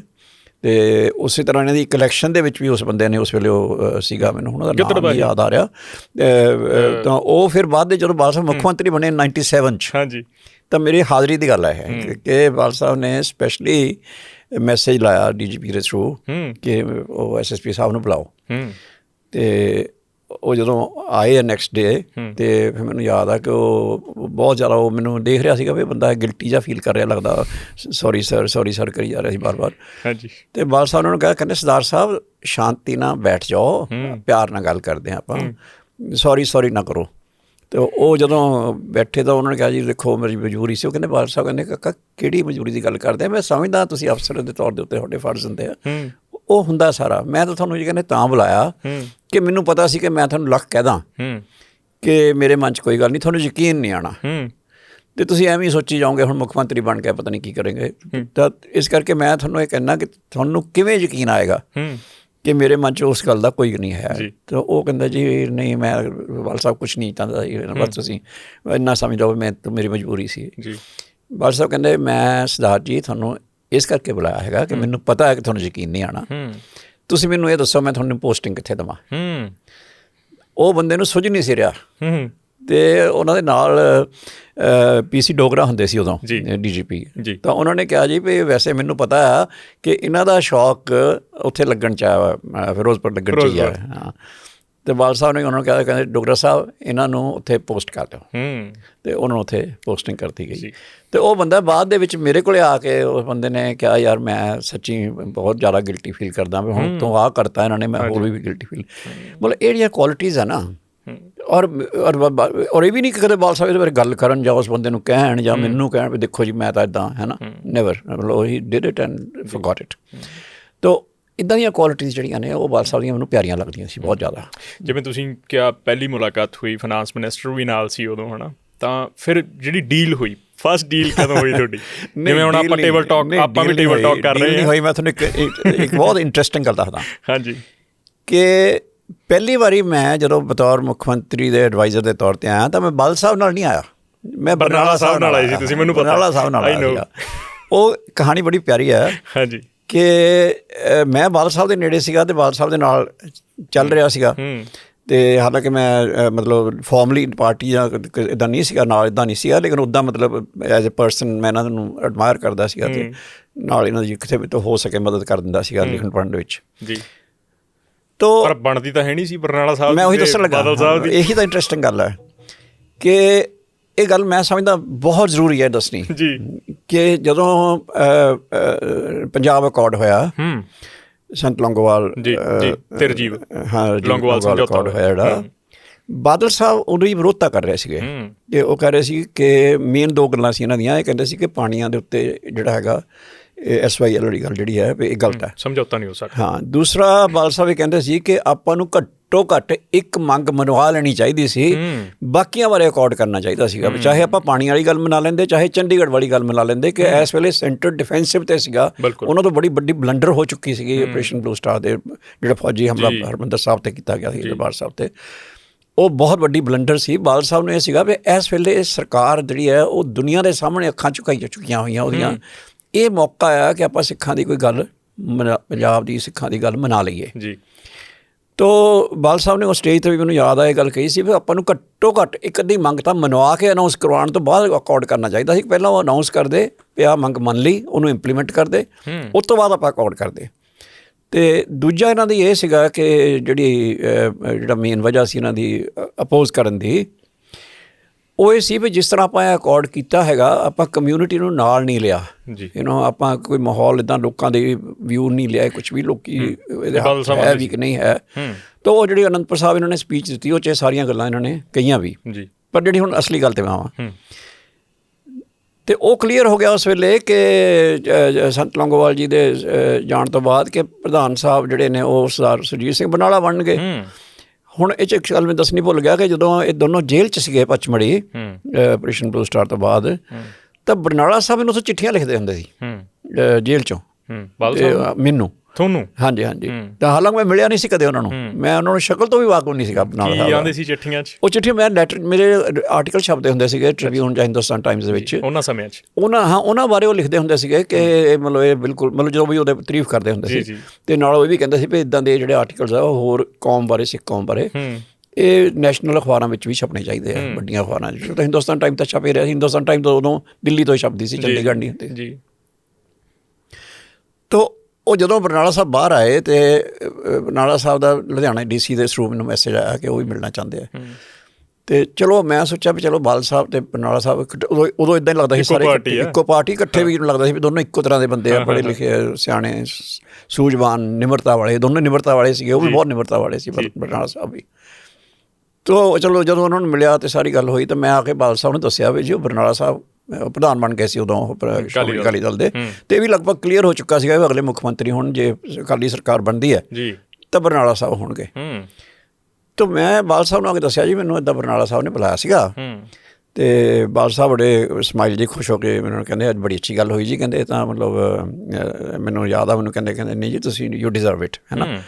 ਤਾਂ ਚਲੋ ਕਹਿੰਦੇ ਬੜੇ ਸਿਆਣੇ ਬੰਦੇ ਆ, ਬਾਦਲ ਸਾਹਿਬ ਨੇ ਵੀ ਕਿਹਾ ਮੈਨੂੰ। ਅਤੇ ਮੈਂ ਉਹਨੂੰ ਕਿਹਾ, ਮੈਂ ਬਾਦਲ ਸਾਹਿਬ ਮੈਂ ਤੁਹਾਨੂੰ ਗੱਲ ਹੋਰ ਕਰਨੀ ਚਾਹੁੰਦਾ ਸੀ। ਕਹਿੰਦੇ ਦੱਸੋ। ਮੈਂ ਕਿਹਾ ਜੀ ਉਹ ਮੈਨੂੰ ਕਹਿੰਦੇ ਆ ਕਿ ਜੇ ਅਕਾਲੀ ਸਰਕਾਰ ਬਣਦੀ ਆ ਅਤੇ ਤੁਸੀਂ ਸਾਡੇ ਨਾਲ ਆਓ। ਕਹਿੰਦੇ ਜ਼ਰੂਰ ਜਾਣਾ ਚਾਹੀਦਾ। ਮੈਂ ਕਿਹਾ ਬਾਦਲ ਸਾਹਿਬ ਮੈਂ ਤਾਂ ਤੁਹਾਡੇ ਨਾਲ ਹਾਂ, ਹੈ ਨਾ, ਮਤਲਬ ਮੈਂ ਤਾਂ ਆਪਣਾ ਤਾਂ ਸੋਚ ਸਾਰੀ ਜਾਂ ਸਾਰੀ ਗੱਲਬਾਤ ਆ, ਔਰ ਮੈਂ ਵੀ ਫੀਲ ਕਰਦਾ ਕਿ ਧੱਕਾ ਹੋਇਆ ਤੁਹਾਡੇ ਨਾਲ, ਹੈ ਨਾ। ਕਹਿੰਦੇ ਕਾਕਾ ਮੇਰੀ ਗੱਲ ਸਮਝੋ, ਇਹ ਇੰਡੀਵਿਜੂਅਲ ਨਹੀਂ ਮੈਟਰ ਕਰਦਾ ਹੁੰਦਾ। ਇਹ ਗੱਲਾਂ ਮੈਂ ਬਹੁਤ, ਇਹ ਗੱਲ, ਆਹ ਸੈਂਟੈਂਸ ਜਿਹੜਾ ਮੈਂ ਤੁਹਾਨੂੰ ਬੋਲਣ ਲੱਗਾ, ਇਹ ਬਾਦਲ ਸਾਹਿਬ ਦੇ ਮੂੰਹੋਂ ਬਹੁਤ ਵਾਰੀ ਸੁਣਿਆ, ਬਾਅਦ ਦੇ ਵਿੱਚ ਵੀ, ਕਿ ਇੰਡੀਵਿਜੂਅਲ ਨਹੀਂ ਮੈਟਰ ਕਰਦਾ ਹੁੰਦਾ, ਪਾਰਟੀ ਮੈਟਰ ਕਰਦੀ ਹੁੰਦੀ ਹੈ, ਕਲੈਕਟਿਵ। ਹਾਂ, ਵੀ ਪਾਰਟੀ ਨੇ ਜੇ ਇਸ ਵੇਲੇ ਸੁਰਜੀਤ ਸਿੰਘ ਬਰਨਾਲਾ ਨੂੰ ਪ੍ਰਧਾਨ ਬਣਾਇਆ ਅਤੇ ਉਹਨਾਂ ਨੂੰ ਮੁੱਖ ਮੰਤਰੀ ਬਣਾਉਣਾ, ਅਤੇ ਤੁਸੀਂ ਮਦਦ ਕਰਨੀ ਜੇ ਉਹਨਾਂ ਨੇ ਕਹੀ ਹੈ ਤਾਂ ਉਹ ਕੋਈ ਸੁਰਜੀਤ ਸਿੰਘ ਬਰਨਾਲਾ ਦੀ ਜਾਂ ਪ੍ਰਕਾਸ਼ ਸਿੰਘ ਬਾਦਲ ਦੀ ਨਹੀਂ ਕਰਨੀ, ਉਹ ਪਾਰਟੀ ਦੀ ਕਰਨੀ ਹੈ। ਅਤੇ ਉਹ ਪਾਰਟੀ ਜਿਹੜੀ ਕੌਮ ਦੀ ਗੱਲ ਹੈ ਇਸ ਵੇਲੇ, ਜਿਹੜੇ ਹਾਲਾਤ ਜਿਹੜੇ ਸੀਗੇ। ਅਤੇ ਤੁਸੀਂ ਇਹ, ਮੈਂ 2-3 ਵਾਰੀ ਉਹਨੂੰ ਕਿਹਾ, ਮੈਂ ਬਾਦਲ ਸਾਹਿਬ ਮੇਰੇ ਤੋਂ ਹੋਣਾ ਨਹੀਂ ਗਾ, ਬਿਕੋਜ਼ ਮੇਰਾ ਮਨ ਤਾਂ ਇੱਧਰ ਆ। ਉਹ ਕਹਿੰਦੇ ਕਾਕਾ ਤੁਸੀਂ ਇਹ ਮੰਨ ਕੇ ਕਰੋ ਕਿ ਮੈਂ ਤੁਹਾਨੂੰ ਹੁਕਮ ਕਰ ਰਿਹਾ। ਫਿਰ ਆਪੇ ਇੱਕਦਮ ਹੀ ਕਰੈਕਟ ਕੀਤਾ, ਕਹਿੰਦੇ ਨਹੀਂ ਹੁਕਮ ਨਹੀਂ ਜੀ, ਮੇਰੀ ਬੇਨਤੀ ਹੈ। ਇਹ ਉਹਨਾਂ ਦਾ ਸੁਭਾਅ ਸੀਗਾ, ਹੈ ਨਾ। ਹਾਂ, ਅਤੇ ਚਲੋ ਵੀ ਜਦੋਂ ਮੈਨੂੰ ਯਾਦ ਹੈ ਕਿ ਜਦੋਂ ਬਰਨਾਲਾ ਸਾਹਿਬ ਨੇ ਮੁੱਖ ਮੰਤਰੀ ਦੀ ਸਹੁੰ ਚੁੱਕੀ ਆ, ਅਤੇ ਉਸ ਤੋਂ ਬਾਅਦ ਫਿਰ ਮੈਨੂੰ ਮੈਸੇਜ ਆਇਆ ਉਹਨਾਂ ਦਾ ਕਿ ਚੰਡੀਗੜ੍ਹ ਆਓ, ਤਾਂ ਮੈਂ ਲਗਭਗ ਸਮਝ ਤਾਂ ਗਿਆ ਸੀਗਾ ਕਿ ਪਹਿਲਾਂ ਉਹ ਕਹਿ ਚੁੱਕੇ ਸੀ ਮੈਨੂੰ। ਤਾਂ ਮੈਂ ਫਿਰ ਬਾਦਲ ਸਾਹਿਬ ਕੋਲ ਗਿਆ, ਮੈਂ ਜੀ ਮੈਨੂੰ ਇੱਦਾਂ ਬੁਲਾਇਆ ਹੋਇਆ। ਕਹਿੰਦੇ ਕਾਕਾ ਮੇਰੀ ਗੱਲ ਸੁਣ ਲਓ, ਜੇ ਤੁਸੀਂ ਮੈਂ ਉਹਨਾਂ ਨੂੰ ਇੱਕ ਵਾਰੀ ਕਿਹਾ ਸੀਗਾ ਵੀ ਤੁਸੀਂ ਤਾਂ ਮੈਨੂੰ ਫਾਦਰ ਸਾਹਿਬ ਜਾਂ ਮੇਰੀ ਮਦਰ ਸਾਹਿਬ ਦੀ ਯਾਦ ਕਰਾਉਂਦੇ ਆ, ਵੀ ਤੁਹਾਡੇ ਇਮੇਜ ਮੈਨੂੰ ਨਜ਼ਰ।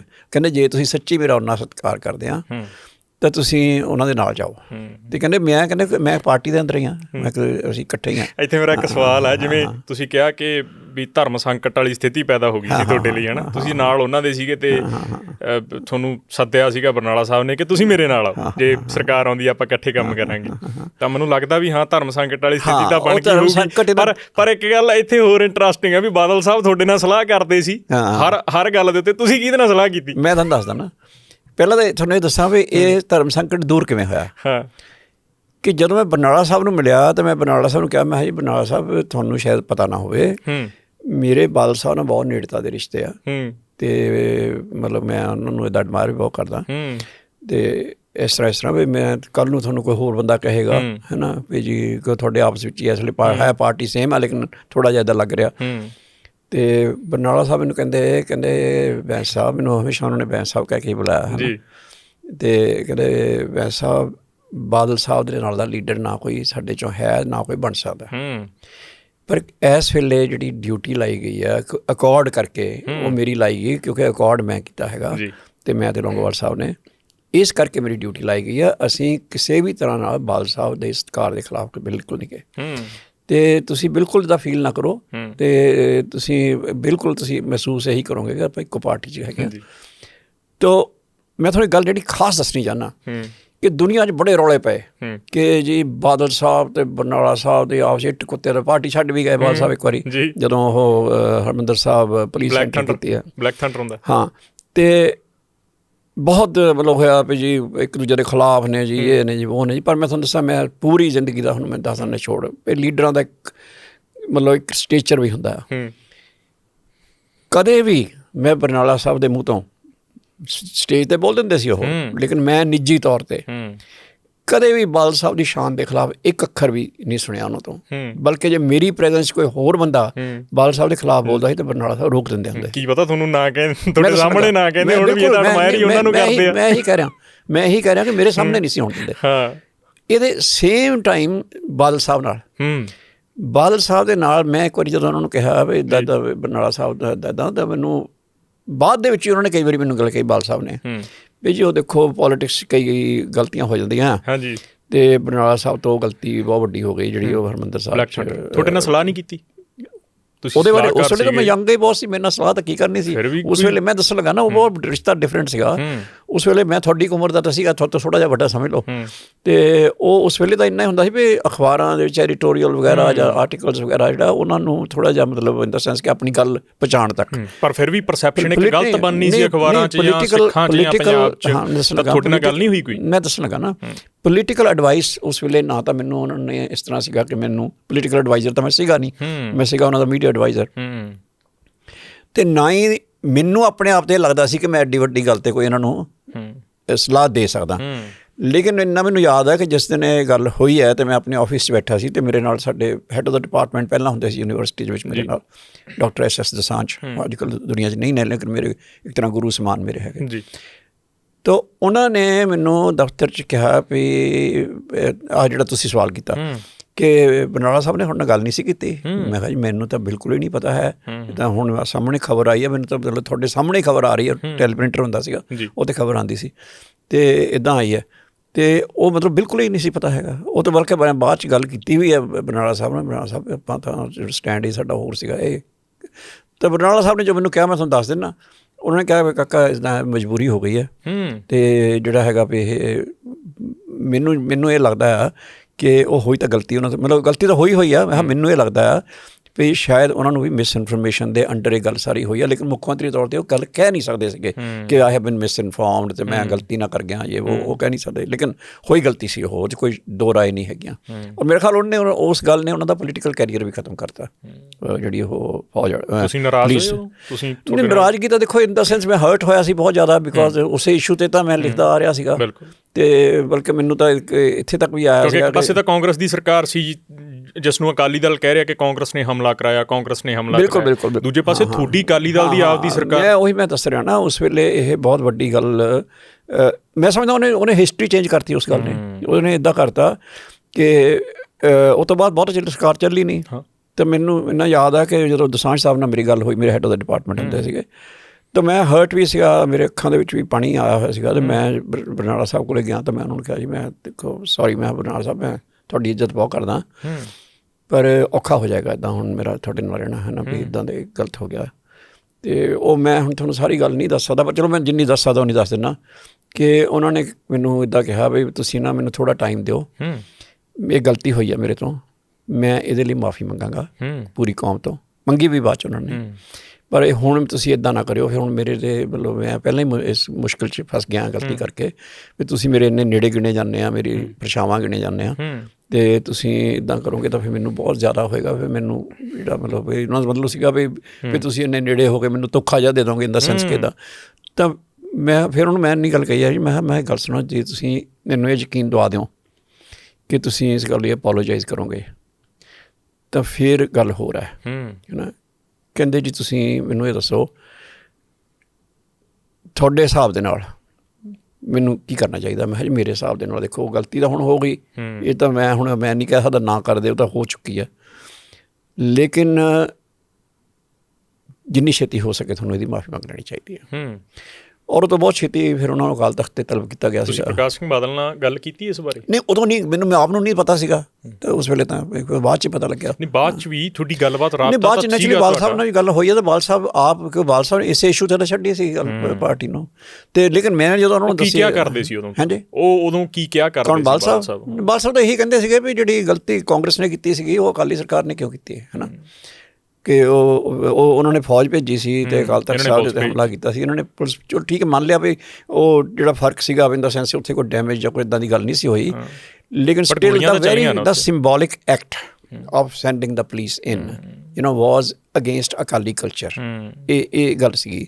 ਅਤੇ ਉਹਦਾ ਇੱਕੋ ਇੱਕ ਹੱਲ ਸੀਗਾ, ਮਤਲਬ ਇਮੋਸ਼ਨਲ, ਉਹਦੀ ਜਿਹੜੀ ਸਮਝਦੇ ਹਾਂ ਆਪਾਂ ਕਿ ਇਮੋਸ਼ਨਲ ਰੈਟਰੀਬਿਊਸ਼ਨ ਜਿਹੜੀ ਕਹਿ ਸਕਦੇ ਹਾਂ, ਕੰਪਨਸੇਸ਼ਨ ਕਹਿ ਲਓ, ਉਹੀ ਸੀਗਾ ਵੀ ਤੁਸੀਂ ਕੌਮ ਤੋਂ ਮਾਫੀ ਮੰਗੋ, ਖਾਲਸਾ ਪੰਥ ਤੋਂ। ਅਤੇ ਖਾਲਸਾ ਪੰਥ ਤੋਂ ਮਾਫੀ ਮੰਗਣ ਤਾਂ ਹੁਣ ਹੋਰ ਤਾਂ ਕੋਈ ਤਰੀਕਾ ਨਹੀਂ ਵੀ 10 ਕਰੋੜ ਬੰਦਾ ਇਕੱਠਾ ਤਾਂ ਕਰ ਨਹੀਂ ਸਕਦੇ, 3 ਕਰੋੜ, ਅਤੇ ਤੁਸੀਂ ਅਕਾਲ ਤਖਤ ਸਾਹਿਬ ਦੇ ਉੱਤੇ ਪੇਸ਼ ਕਰਕੇ ਹੋ ਕੇ ਮੰਗ ਸਕਦੇ ਹਾਂ। ਉਹ ਫਿਰ ਬਰਨਾਲਾ ਸਾਹਿਬ ਨੇ ਤੁਹਾਨੂੰ ਪਤਾ ਹੀ ਆ ਮੰਗੀ, ਅਤੇ ਜਿਹੜਾ ਹੈਗਾ ਫਿਰ ਉਹ ਸੇਵਾ ਲਾਈ ਉਹਨਾਂ ਨੂੰ 7 ਦਿਨ ਜੋੜੇ ਸਾਫ਼ ਕਰਨ ਪੰਜਾਬ ਦੇ ਅਲੱਗ-ਅਲੱਗ ਗੁਰਧਾਮਾਂ ਦੇ ਵਿੱਚ। ਤੋ ਉਹ ਜਿਹੜੀ ਗੱਲ ਸੀ ਨਾ, ਉਹਨੇ ਮੈਂ ਸਮਝਦਾ ਅਕਾਲੀ ਪੋਲੀਟਿਕਸ ਦੇ ਉੱਤੇ ਬਹੁਤ ਪ੍ਰਭਾਵ ਛੱਡਿਆ। ਔਰ ਜੇ ਉਹ ਸ਼ਾਇਦ ਨਾ ਹੁੰਦੀ, ਉਹ ਗੱਲ, ਦੋ ਗੱਲਾਂ ਨਾ ਹੁੰਦੀਆਂ, ਇੱਕ ਇਹ ਨਾ ਹੁੰਦੀ, ਅਤੇ ਇੱਕ ਚੰਡੀਗੜ੍ਹ ਜਦੋਂ 26 ਜਨਵਰੀ ਨੂੰ ਟਰਾਂਸਫਰ ਹੋਣਾ ਸੀਗਾ, ਤੁਸੀਂ ਸ਼ਾਇਦ ਉਸ ਵੇਲੇ ਨਹੀਂ ਸੀਗੇ, 26 ਜਨਵਰੀ 1986 ਨੂੰ ਚੰਡੀਗੜ੍ਹ ਟਰਾਂਸਫਰ ਹੋਣਾ ਸੀ। ਗਵਰਨਮੈਂਟ ਆਫ ਇੰਡੀਆ ਨੇ ਕਮਿਟ ਕਰਤਾ ਸੀ, ਪਾਰਲੀਮੈਂਟ ਨੇ ਕਮਿਟ ਕਰਤਾ ਸੀ, ਪ੍ਰਾਈਮ ਮਿਨਿਸਟਰ ਨੇ ਕਮਿਟ ਕਰਤਾ ਸੀ, ਕੈਬਨਿਟ ਡਿਸੀਜਨ ਹੋ ਗਿਆ ਸੀ, ਕਾਰਡ ਛਪ ਗਏ ਸੀਗੇ, ਯਾਨੀ 25 ਜਨਵਰੀ ਤੱਕ ਅਸੀਂ ਤਿਆਰ ਸੀਗੇ ਕਿ ਕੱਲ੍ਹ ਨੂੰ ਟਰਾਂਸਫਰ ਹੋ ਰਿਹਾ। ਅਤੇ ਉਹ ਰਾਤ ਨੂੰ 11 ਵਜੇ ਮੈਸੇਜ ਆ ਗਿਆ ਵੀ ਜੀ ਨਹੀਂ ਹੋ ਰਿਹਾ, ਅਤੇ ਕਮਿਸ਼ਨ ਬਣਾਇਆ ਜਾ ਰਿਹਾ, ਇਹ ਹੈ ਜਿਹੜੇ ਏਰੀਆ ਦੇ ਬਦਲੇ ਜਾਣੇ ਆ, ਉਹ ਲੱਭੇ ਨਹੀਂ।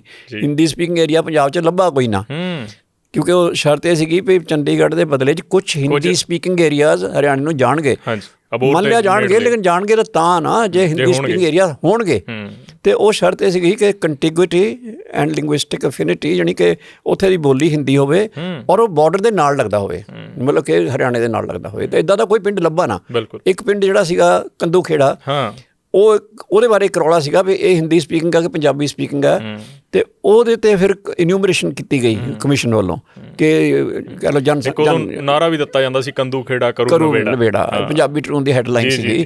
ਉਦੋਂ ਉਹਨਾਂ ਦੇ ਨਾ ਹੁੰਦੇ ਸੀਗੇ ਦਲਵੀਰ ਸਿੰਘ, ਪੰਜਾਬੀ ਟ੍ਰਿਬਿਊਨ ਦੇ ਸਬ ਐਡੀਟਰ, ਉਹ ਬਹੁਤ ਕਮਾਲ ਦੇ ਬੰਦੇ ਸੀ, ਬਹੁਤ ਕਮਾਲ ਦੇ ਰਾਈਟਰ ਸੀਗੇ। ਇਹ ਹੈਡਲਾਈਨ ਉਹਨਾਂ ਨੇ ਦਿੱਤੀ ਸੀਗੀ, ਕੰਦੂ ਖੇੜਾ ਕਰੂ ਨਵੇੜਾ। ਅਤੇ ਮੈਨੂੰ ਬਹੁਤ ਮੈਨੂੰ ਖੁਸ਼ੀ ਹੈ, ਤੁਹਾਨੂੰ ਵੀ ਯਾਦ ਆ, ਮੈਨੂੰ ਵੀ ਉਹ ਯਾਦ ਆ ਉਹ। ਔਰ ਉਸ ਵੇਲੇ ਸਾਨੂੰ ਹੋਰ ਦੱਸਾਂ, ਬੇਸ਼ੱਕ ਦੀ ਸਾਡੇ ਵਿਰੋਧੀ ਨੇ ਕੈਪਟਨ ਅਮਰਿੰਦਰ ਸਿੰਘ, ਉਸ ਵੇਲੇ ਜਦੋਂ ਇਨਿਊਮਰੇਸ਼ਨ ਹੋਣੀ ਸੀ, ਉਸ ਵੇਲੇ ਬਹੁਤ ਖਤਰਾ ਸੀਗਾ ਕਿ ਹਰਿਆਣੇ ਦੇ ਬੰਦੇ ਅਤੇ ਕੁਛ ਸਾਡੇ ਕਾਂਗਰਸ ਦੇ ਬੰਦੇ ਉੱਥੇ ਜਾ ਕੇ ਫਾਊਲ ਪਲੇ ਕਰ ਸਕਦੇ ਆ ਅਤੇ ਕੰਦੂ ਖੇੜੇ ਨੂੰ ਹਿੰਦੀ ਸਪੀਕਿੰਗ ਡਿਕਲੇਅਰ ਕਰਵਾ ਸਕਦੇ ਆ। ਤੋ ਉਸ ਵੇਲੇ ਕੈਪਟਨ ਅਮਰਿੰਦਰ ਸਿੰਘ ਦੀ ਡਿਊਟੀ ਲਾਈ ਗਈ ਸੀ ਅਕਾਲੀ ਸਰਕਾਰ ਵੱਲੋਂ, ਅਕਾਲੀ ਸਰਕਾਰ ਐਗਰੀਕਲਚਰ ਮਿਨਿਸਟਰ ਸੀਗੇ ਬਰਨਾਲਾ ਗਵਰਨਮੈਂਟ ਦੇ ਵਿੱਚ। ਮੇਰੇ ਲੱਖ ਵਿਰੋਧ ਹੈ ਕੈਪਟਨ ਅਮਰਿੰਦਰ ਸਿੰਘ ਹੋਣਾ ਨਾਲ, ਲੇਕਿਨ ਇੱਕ ਗੱਲ 'ਤੇ ਆ ਕੇ ਮੈਂ ਭੁੱਲ ਜਾਂਦਾ ਹੁੰਦਾ ਕਿ ਜਦੋਂ ਕੰਦੂ ਖੇੜਾ ਦੀ ਇਨਿਊਮਰੇਸ਼ਨ ਹੋਈ ਸੀ, ਉਦੋਂ ਕੈਪਟਨ ਅਮਰਿੰਦਰ ਸਿੰਘ ਨੇ ਕੰਦੂ ਖੇੜਾ ਨੂੰ ਬਚਾਉਣ ਲਈ ਜੋ ਦਿਨ ਰਾਤ ਉੱਥੇ ਮਿਹਨਤ ਕੀਤੀ, ਮੈਂ ਜ਼ਿੰਦਗੀ 'ਚ ਇਹਨਾਂ ਨੂੰ ਨਾ ਕਦੇ ਪਹਿਲਾਂ ਕਰਦੇ ਦੇਖਿਆ, ਨਾ ਕਦੇ ਬਾਅਦ 'ਚ ਕਰਦੇ ਦੇਖਿਆ। ਪਹਿਲਾਂ ਹੁਣ ਬਾਅਦ ਦੇ ਵਿੱਚ ਤਾਂ ਆਪਾਂ ਨੂੰ ਪਤਾ ਉਹਨਾਂ ਦਾ ਸਟਾਈਲ ਜਿੱਦਾਂ ਦਾ, ਲੇਕਿਨ ਉਸ ਵੇਲੇ ਇਹਨਾਂ ਨੇ ਦਿਨ ਰਾਤ ਮਤਲਬ ਲਾ ਕੇ ਅਤੇ ਉਹ ਕੰਦੂ ਖੇੜਾ ਜਿਹੜਾ ਸੀਗਾ ਉੱਥੇ ਫਾਊਲ ਪਲੇ ਹੋਣ ਤੋਂ ਰੁਕਿਆ ਸੀਗਾ, ਅਤੇ ਜਿਸ ਕਰਕੇ ਫਿਰ ਫਾਜ਼ਿਲਕਾ ਬੋਰ ਜਿਹੜਾ ਉਹ ਹਰਿਆਣਾ ਨੂੰ ਨਹੀਂ ਗਿਆ। ਪਰ ਉਹਦਾ ਦੂਜੀ ਪੱਖ ਇਹ ਵੀ ਆ ਵੀ ਚੰਡੀਗੜ੍ਹ ਵੀ ਸਾਨੂੰ ਨਹੀਂ ਮਿਲਿਆ।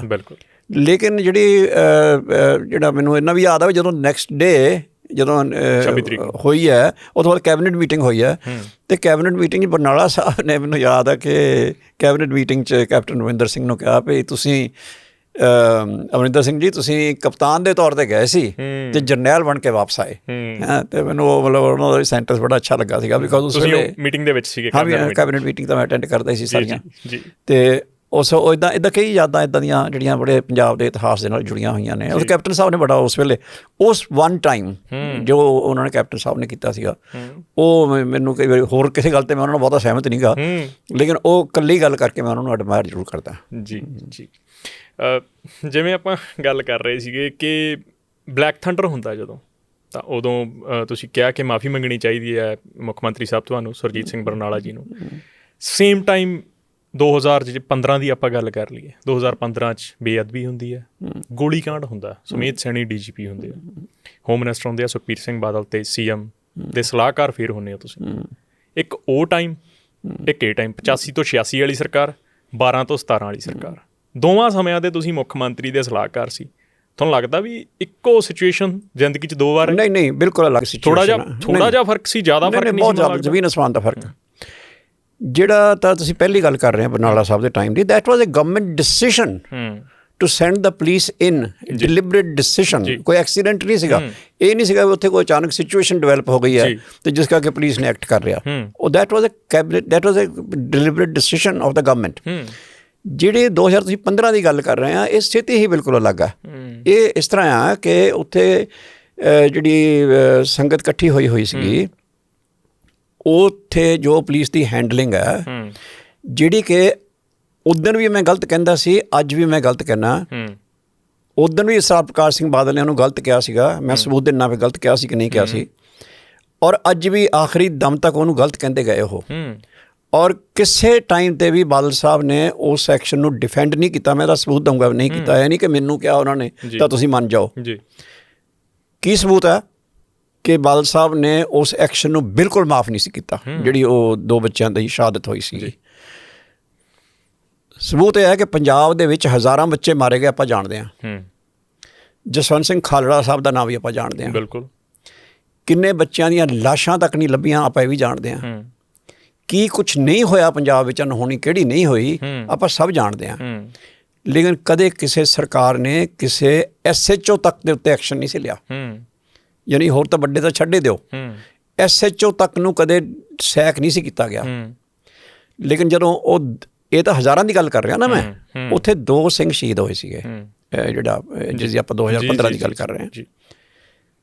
ਪੰਜਾਬ ਸਰਕਾਰ ਕੋਲ ਕਚਹਿਰੀ ਦੀ ਗੱਲ ਤਾਂ ਕਚਹਿਰੀ ਹੁੰਦੀ, ਉਹ ਤਾਂ ਕੋਈ ਸਰਕਾਰ ਦਖਲ ਨਹੀਂ ਦਿੰਦੀ, ਨਾ ਦੇ ਸਕਦੀ ਹੈ। ਲੇਕਿਨ ਸਰਕਾਰ ਜੋ ਵੱਧੋ ਵੱਧ ਕਰ ਸਕਦੀ ਹੈ, ਉਹ ਕੀ ਕਰ ਸਕਦੀ ਸੀ? ਉਹ ਉਸ ਵੇਲੇ ਦਾ highest ranking police officer DGP ਨੂੰ ਸੈਕ ਕੀਤਾ ਗਿਆ ਸੀ।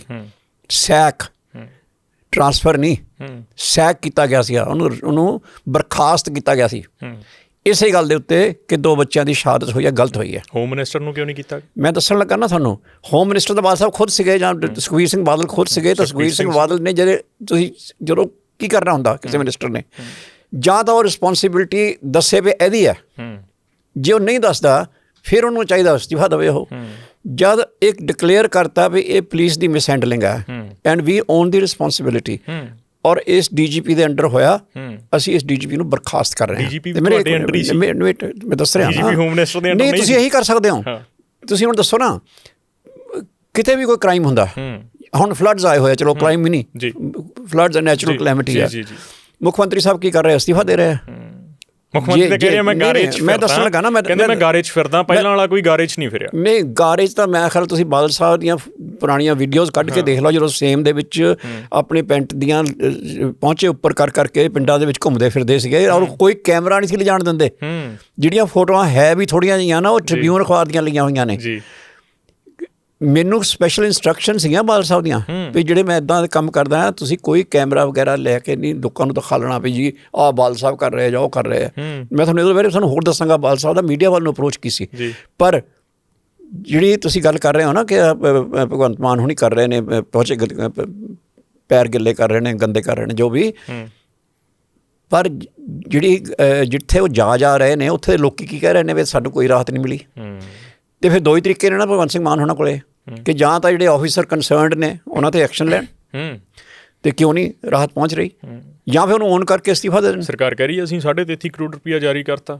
ਕੀ ਕਰਤਾ? 33.5 ਕਰੋੜ ਰੁਪਇਆ ਜਾਰੀ ਕੀਤਾ। 33 ਕਰੋੜ ਰੁਪਇਆ ਇਕੱਲੀ ਇੱਕ ਤਹਿਸੀਲ 'ਚ ਜੋ ਨੁਕਸਾਨ ਹੋਇਆ ਉਹਦੇ ਲਈ ਵੀ ਕਾਫੀ ਨਹੀਂ ਹੈ। 4-4 ਹਜ਼ਾਰ ਕਰੋੜ ਰੁਪਇਆ, 3-3 ਹਜ਼ਾਰ ਕਰੋੜ ਰੁਪਇਆ, 2.5-2.5 ਹਜ਼ਾਰ ਕਰੋੜ ਰੁਪਇਆ ਸੈਂਟਰ ਵੱਲੋਂ ਸਟੇਟਾਂ ਨੂੰ ਦਿੱਤਾ ਗਿਆ।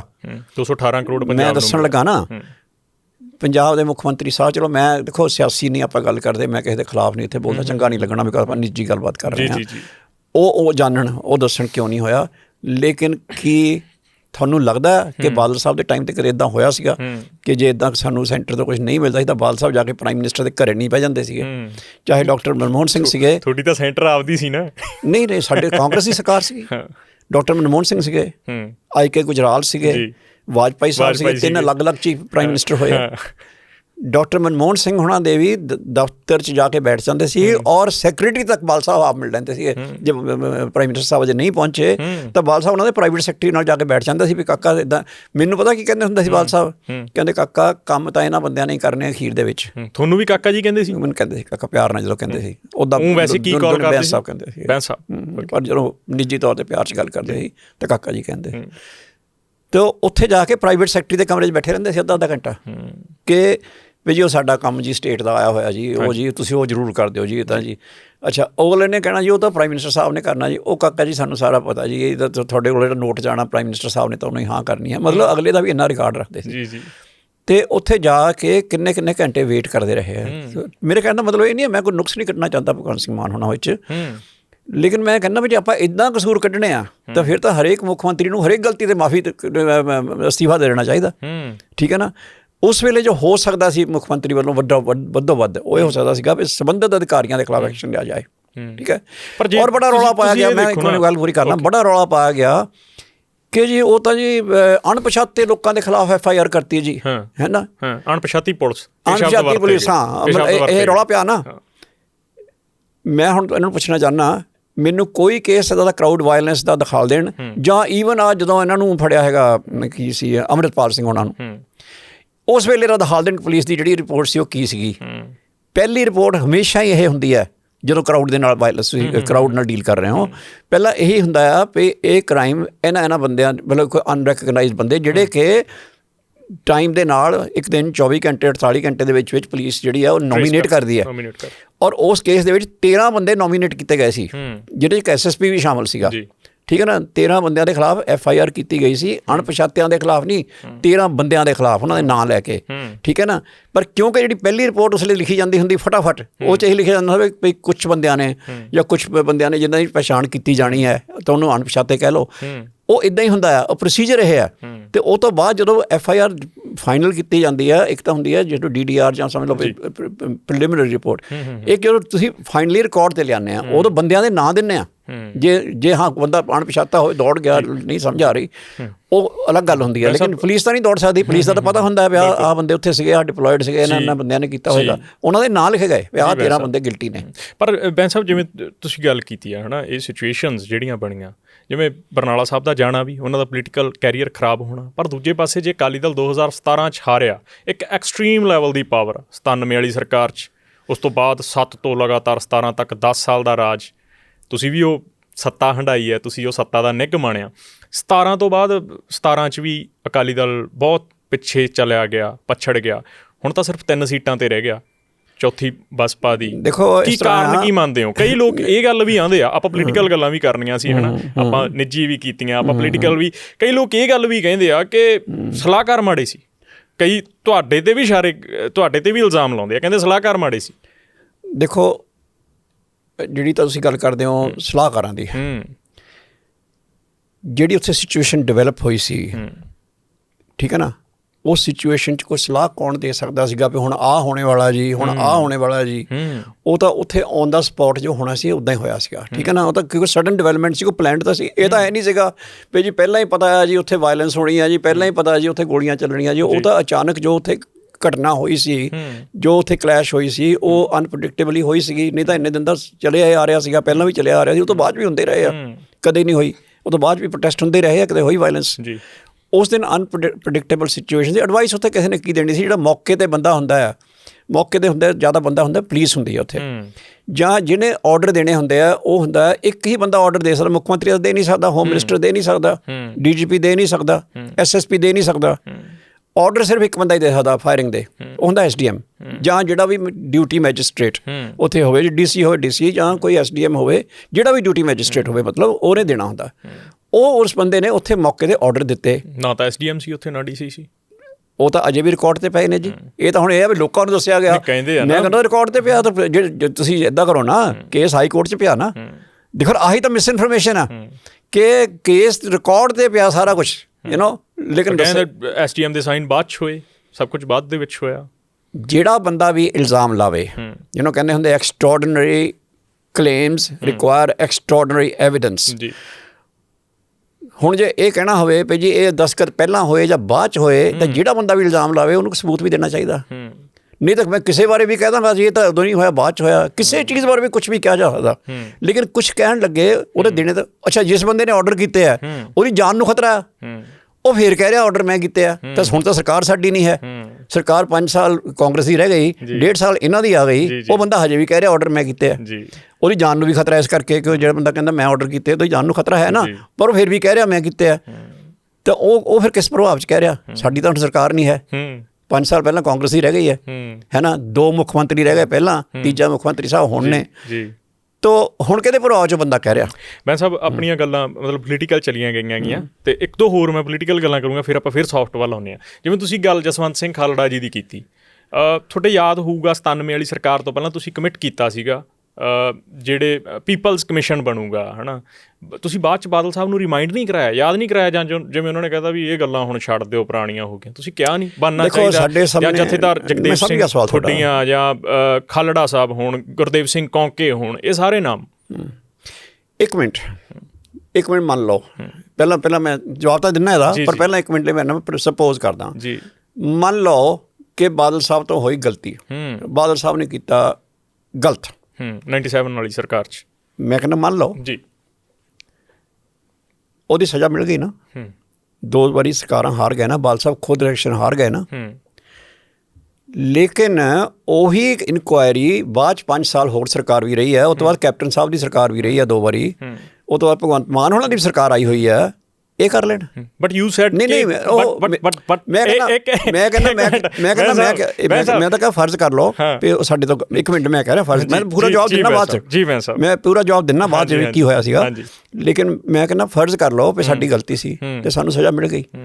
ਲੇਕਿਨ ਜੇ ਉਹ ਗੱਲ ਸਹੀ ਸੀ ਵੀ ਕਰਨੀ ਹੀ ਚਾਹੀਦੀ ਸੀ, ਵਾਅਦਾ ਹੁੰਦਾ ਚਾਹੇ ਨਾ ਹੁੰਦਾ, ਕਰਨੀ ਹੀ ਚਾਹੀਦੀ ਸੀ, ਤਾਂ ਫਿਰ ਤਾਂ ਬਾਅਦ ਦੀਆਂ ਸਰਕਾਰਾਂ ਨੂੰ ਵੀ ਕਰ ਦੇਣੀ ਚਾਹੀਦੀ ਹੈ। ਉਹ ਤਾਂ ਅਕਾਲੀ ਦਲ ਨੇ ਕਿਹਾ ਸੀ ਨਾ, ਤੁਸੀਂ ਅਕਾਲੀ ਹੋ, ਤੁਸੀਂ ਪੰਥਕ ਪਾਰਟੀ, ਤੁਸੀਂ ਪੰਥਕ ਪਾਰਟੀ ਹੋ, ਤੁਸੀਂ ਪੰਥ ਦੇ ਰਾਖੇ ਅਖਵਾਉਂਦੇ ਹੋ। ਹੁਣ ਆਮ ਆਦਮੀ ਪਾਰਟੀ ਤਾਂ ਕਹਿੰਦੀ ਨਹੀਂ ਅਸੀਂ ਪੰਥ ਦੇ ਰਾਖੇ ਹਾਂ, ਜਾਂ ਕਾਂਗਰਸ ਦੀ ਰਾਜ ਤਾਂ ਇਹ ਚੀਜ਼ਾਂ ਹੋਈਆਂ। ਫਿਰ ਆਮ ਆਦਮੀ ਪਾਰਟੀ ਇਹ ਕਹੇ ਨਾ ਕਿ ਅਸੀਂ ਨਹੀਂ ਇਨਕੁਆਇਰੀ ਕਰਾਉਣੀ ਚਾਹੁੰਦੇ, ਅਸੀਂ ਜਿਹੜੇ ਮਰ ਗਏ ਠੀਕ ਮਰੇ, ਫਿਰ ਮੈਂ ਮੰਨ ਲਾਂਗਾ। ਬਾਦਲ ਸਾਹਿਬ ਨੇ ਇਹ ਗੱਲ ਕਿਉਂ ਕਹੀ? ਮੈਂ ਜਵਾਬ ਦਿੰਦਾ ਨਹੀਂ, ਪਹਿਲਾਂ ਮੈਂ ਤੁਹਾਨੂੰ ਜਿਹੜੀ ਗੱਲ ਕਹੀ ਨਾ ਉਹਦਾ ਜਵਾਬ ਮੈਂ ਦਿੰਦਾ। ਮੈਂ ਕਿਸੇ ਵੀ ਸਵਾਲ ਨੂੰ ਅਵੋਇਡ ਨਹੀਂ ਕਰੂੰਗਾ, because we have nothing to hide. ਜੀ ਮੈਂ ਕਹਿੰਦਾ ਜੇ ਉਹ ਗੱਲ, ਜੇ ਉਸ ਵਾਅਦਾ ਸਹੀ ਸੀ ਬਾਦਲ ਸਾਹਿਬ ਦਾ, ਉਹ ਗੱਲ ਹੋਣੀ ਚਾਹੀਦੀ ਸੀ, ਤਾਂ ਫਿਰ ਚਲੋ ਬਾਦਲ ਸਾਹਿਬ ਨੇ ਨਹੀਂ ਕੀਤਾ, ਕੋਈ ਹੋਰ ਕਰ ਦਿੰਦਾ। ਇਹ ਤਾਂ ਨਹੀਂ ਕੋਈ ਵਾਅਦਾ ਕੀਤਾ ਕਿ ਨਹੀਂ ਕੀਤਾ, ਪਰ ਗੱਲ ਹੈ ਹੀ ਸਹੀ। ਚਲੋ ਮੈਂ ਨਹੀਂ ਕਹਿੰਦਾ ਵੀ ਜੀ ਕਿਸੇ ਨੇ ਮਰਡਰ ਕੀਤਾ ਉਹਨੂੰ ਫਾਂਸੀ ਲਾਉਣਾ ਚਾਹੀਦਾ, ਪਰ ਨਹੀਂ ਵੀ ਕਹਿੰਦਾ, ਪਰ ਲਾਉਣਾ ਤਾਂ ਚਾਹੀਦਾ ਨਾ। ਤੇ ਜਿਹੜਾ ਮੁੱਖ ਮੰਤਰੀ ਆ ਉਹ ਲਾ ਦੇ। ਇਹ ਗੱਲ ਸੁਣ ਲਓ ਨਾ, ਮੇਰਾ ਮਤਲਬ ਜੇ ਤੁਸੀਂ ਕਿਸੇ ਹੋਰ ਨੂੰ ਸਵਾਲ ਪੁੱਛਣ ਨੂੰ ਰਾਜੀ ਨਹੀਂ ਗਏ ਤਾਂ ਗੱਲ ਹੋਰ ਹੋ ਗਈ ਨਾ ਫਿਰ। ਪਰ ਹੁਣ ਮੈਂ ਗੱਲ ਦੱਸਦਾ ਹੋਇਆ ਕੀ ਸੀਗਾ। ਇਹ ਤਾਂ ਗੱਲ ਤੁਹਾਨੂੰ ਦੱਸਦਾ ਵੀ ਜੇ ਸਵਾਲ ਬਾਦਲ ਸਾਹਿਬ ਤੇ ਕਰਨਾ ਤਾਂ ਇਹ ਸਵਾਲ ਤਾਂ ਹਰੇਕ ਮੁੱਖ ਮੰਤਰੀ ਦੇ ਬਣੇਗਾ। ਮੈਂ ਤੁਹਾਨੂੰ ਦੱਸਦਾ, ਹੋਰ ਵੀ ਆਉਣਗੇ, ਆਪਾਂ ਹੋਰਾਂ ਨੂੰ ਵੀ ਸਵਾਲ ਕਰਾਂਗੇ, ਪਰ ਨਾਲ ਦੀ ਨਾਲ ਐਥੀਕਲੀ ਮੈਂ ਆਪਣੇ ਤੋਂ ਜਵਾਬ ਦੇ ਦਿੰਦਾ। ਮੈਂ ਤੁਹਾਨੂੰ ਦੱਸਣ ਲੱਗਾ ਨਾ, ਆਪਣੇ ਤੋਂ ਮੈਂ ਜਵਾਬ ਦੇ ਦਿੰਦਾ। ਤੁਹਾਡੀ ਗੱਲ ਹੋਈ ਕਦੇ? ਵੈਸੇ ਮੈਂ ਇਹ ਪੁੱਛ ਰਿਹਾ, ਤੁਹਾਡੀ ਕਦੇ? ਮੈਂ ਕਹਿੰਦਾ ਇਹ ਕਾਫੀ ਨਹੀਂ ਹੈ ਕਿ ਮੈਂ ਕਿਹਾ ਸੀ ਆਹ ਮਰਡਰ ਹੋਇਆ, ਇਹ ਬੰਦੇ ਮਰਡਰ ਦੇ ਉੱਤੇ ਮੈਂ ਜਸਟਿਸ ਦਵਾਊਂਗਾ ਤਾਂ ਮੈਨੂੰ ਦਵਾਉਣਾ ਚਾਹੀਦਾ। ਬਾਅਦ ਦਾ ਕਹੇ ਜੀ ਮੈਂ ਤਾਂ ਕਿਹਾ ਥੋੜ੍ਹੇ ਸੀਗਾ, ਮੈਂ ਕਿਉਂ ਦਵਾਵਾਂ? ਇਹ ਕੋਈ ਬਹਾਨਾ ਨਹੀਂ ਹੈ। ਜੇ ਮਰਡਰ ਹੋਇਆ ਤਾਂ ਉਹਦੀ ਜਿਹੜਾ ਜਿਸ ਬੰਦੇ ਨੇ ਵੀ ਕੀਤਾ ਉਹਨੂੰ ਪਨਿਸ਼ਮੈਂਟ ਮਿਲਣੀ ਚਾਹੀਦੀ ਹੈ। ਮੈਂ ਤੁਹਾਡੀ ਗੱਲ ਨਾਲ ਐਗਰੀ ਕਰਦਾ, ਤੁਹਾਡੀ ਗੱਲ ਨਾਲ ਐਗਰੀ ਕਰਦਾ, ਪਰ ਕਿਉਂ ਨਹੀਂ ਹੋਇਆ ਮੈਂ ਤਾਂ ਸਵਾਲ ਕਰ ਰਿਹਾ, ਕਿਉਂ ਨਹੀਂ ਹੋਇਆ? Because of the same reason ਜਿਸ ਕਰਕੇ ਬਾਦਲ ਸਾਹਿਬ ਨੇ ਕਿਹਾ ਸੀਗਾ ਕਿ 2-3 ਚੀਜ਼ਾਂ ਹੋ ਗਈਆਂ। 1997 ਵਿੱਚ ਪੰਜਾਬ ਇੱਕ ਬਹੁਤ ਵੱਡੇ ਦੁਖਾਂਤ 'ਚੋਂ ਬਾਹਰ ਆ ਰਿਹਾ ਸੀਗਾ। ਸਭ ਤੋਂ ਵੱਡੀ ਲੋੜ ਉਸ ਵੇਲੇ ਸੀਗੀ ਪੀਸ ਐਂਡ ਕਮਿਊਨਲ ਹਾਰਮਨੀ ਦੀ, ਪੰਜਾਬ ਨੂੰ ਸ਼ਾਂਤ ਕਰਕੇ ਅੱਗੇ ਚਲਾਉਣ ਦੀ, ਜਿਹੜਾ ਕਿ ਚੱਲਿਆ। ਔਰ ਦੁਨੀਆ ਭਰ ਨੇ ਦੇਖਿਆ ਕਿ ਪੰਜਾਬ ਦੇ ਵਿੱਚ ਜਿਹੜੀ ਤਰੱਕੀ ਲਾਸਟ ਤੱਕ ਹੋਈ ਹੈ ਉਹ ਬਾਦਲ ਸਰਕਾਰ ਦੇ ਵਿੱਚ ਹੋ ਗਈ। ਉਸ ਤੋਂ ਬਾਅਦ ਇੱਕ ਇੱਟ ਨਹੀਂ ਲੱਗੀ ਨਜ਼ਰ ਆ ਰਹੀ ਤੁਹਾਨੂੰ, ਨਾ ਉੱਦਾਂ ਦਾ ਅਮਨ ਆਇਆ ਮੁੜ ਕੇ। 15 ਸਾਲ ਪੂਰਾ ਅਮਨ ਰਿਹਾ ਸੀਗਾ, ਐਕਸੈਪਟ ਆ ਜਿਹੜੇ 2 ਬੱਚਿਆਂ ਦੀ ਆਪਾਂ ਗੱਲ ਕਰ ਰਹੇ ਹਾਂ। ਹੋਇਆ ਕੀ ਸੀ ਉਸ ਵੇਲੇ? ਹੋਇਆ ਇਹ ਸੀਗਾ ਕਿ ਸਾਰੇ ਇਨਕੁਆਇਰੀਆਂ ਕਰਨ ਦੀ ਕੋਸ਼ਿਸ਼ ਕੀਤੀ ਗਈ ਸੀ ਵੀ ਕਿੱਥੋਂ ਕਿੱਥੋਂ ਕੀ ਲੱਭਦਾ। ਬਾਅਦ 'ਚ ਇਹ ਲੱਭ ਰਿਹਾ ਸੀਗਾ ਕਿ ਡੈਡ ਐਂਡ 'ਤੇ ਪਹੁੰਚ ਰਹੇ ਹਾਂ, ਕਿਸੇ ਥਾਂ 'ਤੇ ਗੱਲ ਲੱਗ ਨਹੀਂ ਰਹੀ। ਤਾਂ ਫਿਰ ਸਾਡੇ ਕੋਲ 2 ਐਗਜ਼ਾਮਪਲ ਸੀਗੀਆਂ ਵੀ ਇੱਦਾਂ ਦੀਆਂ ਸਿਚੁਏਸ਼ਨ ਦੁਨੀਆ 'ਤੇ ਹੋਰ ਕਿੱਥੇ ਕਿੱਥੇ ਡਿਵੈਲਪ ਹੋਈਆਂ। ਜਿੰਨੀਆਂ ਵੀ ਸਿਚੁਏਸ਼ਨ ਡਿਵੈਲਪ ਹੋਈਆਂ ਔਰ ਇੰਨੇ ਸਾਲ ਨਿਕਲ ਚੁੱਕੇ ਆ, 84 ਤੋਂ ਸ਼ੁਰੂ ਹੁੰਦਾ ਕੰਮ ਹੈ, ਬਲਕਿ ਬਸ 80 ਤੋਂ ਸ਼ੁਰੂ ਹੋ ਜਾਂਦਾ, 80 ਤੋਂ ਸ਼ੁਰੂ ਹੋ ਜਾਂਦਾ। 17-18 ਸਾਲ ਨਿਕਲ ਜਾਂਦੇ ਆ ਤੇ ਐਵੀਡੈਂਸ ਇਕੱਠੇ ਕਰਨੇ ਜਾਂ ਸਾਰਾ ਕੁਛ ਕਰਨਾ, ਉਹ ਸਾਰੇ ਦੇ ਲਈ ਫਿਰ ਸਾਡੇ ਕੋਲ 2-3 ਐਗਜ਼ਾਮਪਲ ਸੀਗੀਆਂ ਦੁਨੀਆ ਵਿੱਚ। ਔਰ ਸਾਰੀਆਂ ਐਗਜ਼ਾਮਪਲਸ ਇਨਕਲੂਡਿੰਗ ਸਾਊਥ ਅਫਰੀਕਾ ਦੀ ਐਗਜ਼ਾਮਪਲ, ਜਿੱਥੇ ਐਗਜ਼ੈਕਟ ਸੇਮ ਸਿਚੁਏਸ਼ਨ ਸੀ, ਜਿਹੜੀ ਆਈਡੈਂਟੀਕਲ, ਕਿ ਉੱਥੇ ਜੋ ਇੱਥੇ ਪੰਜਾਬ ਵਿੱਚ ਸਿੱਖ ਕੌਮ ਨਾਲ ਹੋਇਆ ਸੀ, ਉੱਥੇ ਉਹੀ ਜਿਹੜੇ ਸਾਊਥ ਅਫਰੀਕਨ, ਜਿਹਨਾਂ ਨੂੰ ਇਹ ਬਲੈਕ ਕਹਿੰਦੇ ਆ, ਚਲੋ ਮੈਂ ਬਲੈਕ ਵਰਡ ਨਹੀਂ ਯੂਜ਼ ਕਰਨਾ ਚਾਹੁੰਦਾ, ਮੈਂ ਕਹਿੰਦਾ ਜਿਹੜੇ ਓਰੀਜਨਲ ਸਾਊਥ ਅਫਰੀਕਨ ਲੋਕ ਸੀਗੇ ਉਹਨਾਂ ਦੇ ਨਾਲ ਜੋ ਹੋਇਆ ਸੀਗਾ, ਠੀਕ ਹੈ ਨਾ। ਉਹਦੀ ਅਗਵਾਈ ਕਿਹਨੇ ਕੀਤੀ ਸੀਗੀ? ਨੈਲਸਨ ਮੰਡੇਲਾ ਨੇ। ਨੈਲਸਨ ਮੰਡੇਲਾ ਨੇ ਆਪਣੀ ਹਰੇਕ ਸਪੀਚ 'ਚ ਇਹ ਕਿਹਾ ਸੀਗਾ ਕਿ ਜਦੋਂ ਵੀ ਮੈਂ ਆਵਾਂਗਾ ਬਰਸਰੇ ਇਕਤਦਾਰ, ਯਾਨੀ ਕਿ ਪਾਵਰ ਦੇ ਵਿੱਚ, ਤਾਂ ਸਭ ਤੋਂ ਪਹਿਲਾ ਕੰਮ ਇਹ ਹੋਏਗਾ ਕਿ ਅਸੀਂ ਇਨਕੁਆਇਰੀ ਕਰਾ ਕੇ ਕਰਾਂਗੇ, ਠੀਕ ਹੈ। ਤਾਂ ਸਭ ਤੋਂ ਪਹਿਲਾ ਕੰਮ ਉਹਨੇ ਕੀ ਕੀਤਾ ਸੀਗਾ ਕਿ ਮੈਂ ਸਾਰਾ ਸਟੱਡੀ ਕਰ ਲਿਆ, ਇਹ ਪੋਸੀਬਲ ਨਹੀਂ ਹੋਣਾ, ਤੋਂ ਟਰੂਥ ਐਂਡ ਰਿਕਨਸੀਲੀਏਸ਼ਨ ਕਮਿਸ਼ਨ ਬਣਾਇਆ ਗਿਆ ਸੀ। ਉਹ 'ਚ ਕੀ ਹੋਇਆ ਸੀਗਾ ਕਿ ਐਗਜ਼ੈਕਟ ਸੇਮ ਗੱਲ ਜਿਹੜੀ ਬਾਦਲ ਸਾਹਿਬ ਨੇ ਕਹੀ ਤਾਂ ਉਹ ਬਾਦਲ ਸਾਹਿਬ ਪਾਪੀ ਹੋ ਗਏ, ਨੈਲਸਨ ਮੰਡੇਲਾ ਨੇ ਕਹੀ ਤਾਂ ਉਹਨੂੰ ਨੋਬੈਲ ਪ੍ਰਾਈਜ਼ ਮਿਲਦਾ। ਉਹਨੇ ਕਿਹਾ ਸੀਗਾ ਕਿ ਹੁਣ ਜਿਹੜਾ ਸਮਾਜ ਨੂੰ ਇਹ ਸਾਰੀ ਜਿਹੜੀ ਗੱਲ ਆ ਨਹੀਂ ਪੋਸੀਬਲ ਹੋ ਪਾ ਰਹੀ, ਅੱਗੇ ਵਧਣ ਦੀ ਲੋੜ ਹੈ। ਤੇ ਸੁਣ ਲਓ, ਇਸੇ ਕਰਕੇ ਅੱਜ ਤੱਕ not only South Africans, even we the Sikhs admire Nelson Mandela. ਕਰਦੇ ਕਿ ਨਹੀਂ ਕਰਦੇ? ਬਿਲਕੁਲ ਕਰਦੇ ਆ। ਬਾਦਲ ਸਾਹਿਬ ਨੂੰ ਵੀ ਕਿਹਾ ਗਿਆ ਹੈ ਨਾ, ਬਾਦਲ ਸਾਹਿਬ ਨੂੰ ਵੀ ਉਹ ਖਿਤਾਬ ਦਿੱਤਾ ਗਿਆ। ਪਰ ਇੱਥੇ ਇੱਕ ਗੱਲ ਹੋਰ ਹੈ ਬੈਂਸ ਸਾਹਿਬ, ਆਪਾਂ ਕਰ ਲਈ ਜਿਹੜੇ ਵੱਡੇ ਕੇਸ ਸੀ, ਚਾਹੇ ਉਹ ਜਥੇਦਾਰ ਜਗਦੇਵ ਸਿੰਘ ਖੁੱਟੀਆਂ ਦਾ ਕੇਸ ਹੋਵੇ, ਜਥੇਦਾਰ ਗੁਰਦੇਵ ਸਿੰਘ ਕੌਂਕੇ ਹੋਣ ਜਾਂ ਜਸਵੰਤ ਸਿੰਘ ਖਾਲੜਾ ਹੋਣ, ਹੈ ਨਾ, ਉਹਨਾਂ ਦੀਆਂ ਫੈਮਲੀਜ਼ ਵੀ ਮੈਨੂੰ ਲੱਗਦਾ ਮਿਲਦੀਆਂ ਰਹੀਆਂ ਹੋਣਗੀਆਂ ਉਹਨਾਂ ਸਮਿਆਂ ਦੇ ਵਿੱਚ। ਹੈ ਕਿ ਜਸਵੰਤ ਸਿੰਘ ਖਾਲੜਾ ਸਾਹਿਬ ਨੇ ਜੋ ਵੀ ਕੀਤਾ ਸੀਗਾ ਇਨਕੁਆਇਰੀ ਵਗੈਰਾ, ਜਾਂ ਜਥੇਦਾਰ ਖੁੱਡੀਆਂ ਸਾਹਿਬ ਦਾ ਕੇਸ ਹੈ, ਜਾਂ ਕੋਈ ਵੀ ਇੱਦਾਂ ਦਾ ਕੇਸ ਹੈ, ਕਹਿੰਦੇ ਹੁੰਦੇ ਮਰਡਰ ਇਜ਼ ਨੈਵਰ ਕਲੋਜ਼ਡ, ਹੈ ਨਾ, ਮਰਡਰ ਦਾ ਕੇਸ ਕਦੇ ਕਲੋਜ਼ ਨਹੀਂ ਹੁੰਦਾ ਹੈ। ਮੈਂ ਤੁਹਾਡੀ ਗੱਲ ਸਮਝ ਗਿਆ, ਆਪਾਂ ਬੈਂਸਣਾ ਨਹੀਂ ਹੁਣ ਖੋਲੋ ਪੋਡਕਾਸਟ, ਮਤਲਬ ਹੁਣ ਖੋਲੋ ਨਾ, ਖੁੱਲ੍ਹਣੇ ਚਾਹੀਦੇ ਆ, ਮੈਨੂੰ ਲੱਗਦਾ ਖੁੱਲ੍ਹਣੇ ਚਾਹੀਦੇ ਆ। ਪਰ ਫਿਰ ਜੇ ਕਿਉਂ ਨਹੀਂ ਖੁੱਲ ਰਹੇ ਵੀ ਸੋਚੋ। ਗੱਲ ਤਾਂ ਇਹ ਹੈ ਨਾ, ਲੋਕ ਐਕਸਪੈਕਟ ਕੀ ਤੋਂ ਕਰਦੇ ਸੀ? ਲੋਕਾਂ ਨੇ ਤੁਹਾਨੂੰ ਅੱਜ ਲੋਕਾਂ ਨੇ ਆਮ ਆਦਮੀ ਪਾਰਟੀ ਨੂੰ 92 ਸੀਟਾਂ ਦਿੱਤੀਆਂ। ਉਹ ਇਸ ਕਰਕੇ ਦਿੱਤੀਆਂ ਵੀ ਲੋਕ ਅਕਾਲੀ ਦਲ ਤੇ ਕਾਂਗਰਸ ਤੋਂ ਕਿਤੇ ਨਾ ਕਿਤੇ ਖਫਾ ਸੀਗੇ, ਨਾਰਾਜ਼ ਸੀਗੇ, ਕਿਉਂਕਿ ਦੋ ਸਰਕਾਰਾਂ ਦੇਖੀਆਂ ਸੀ। ਹਾਂ,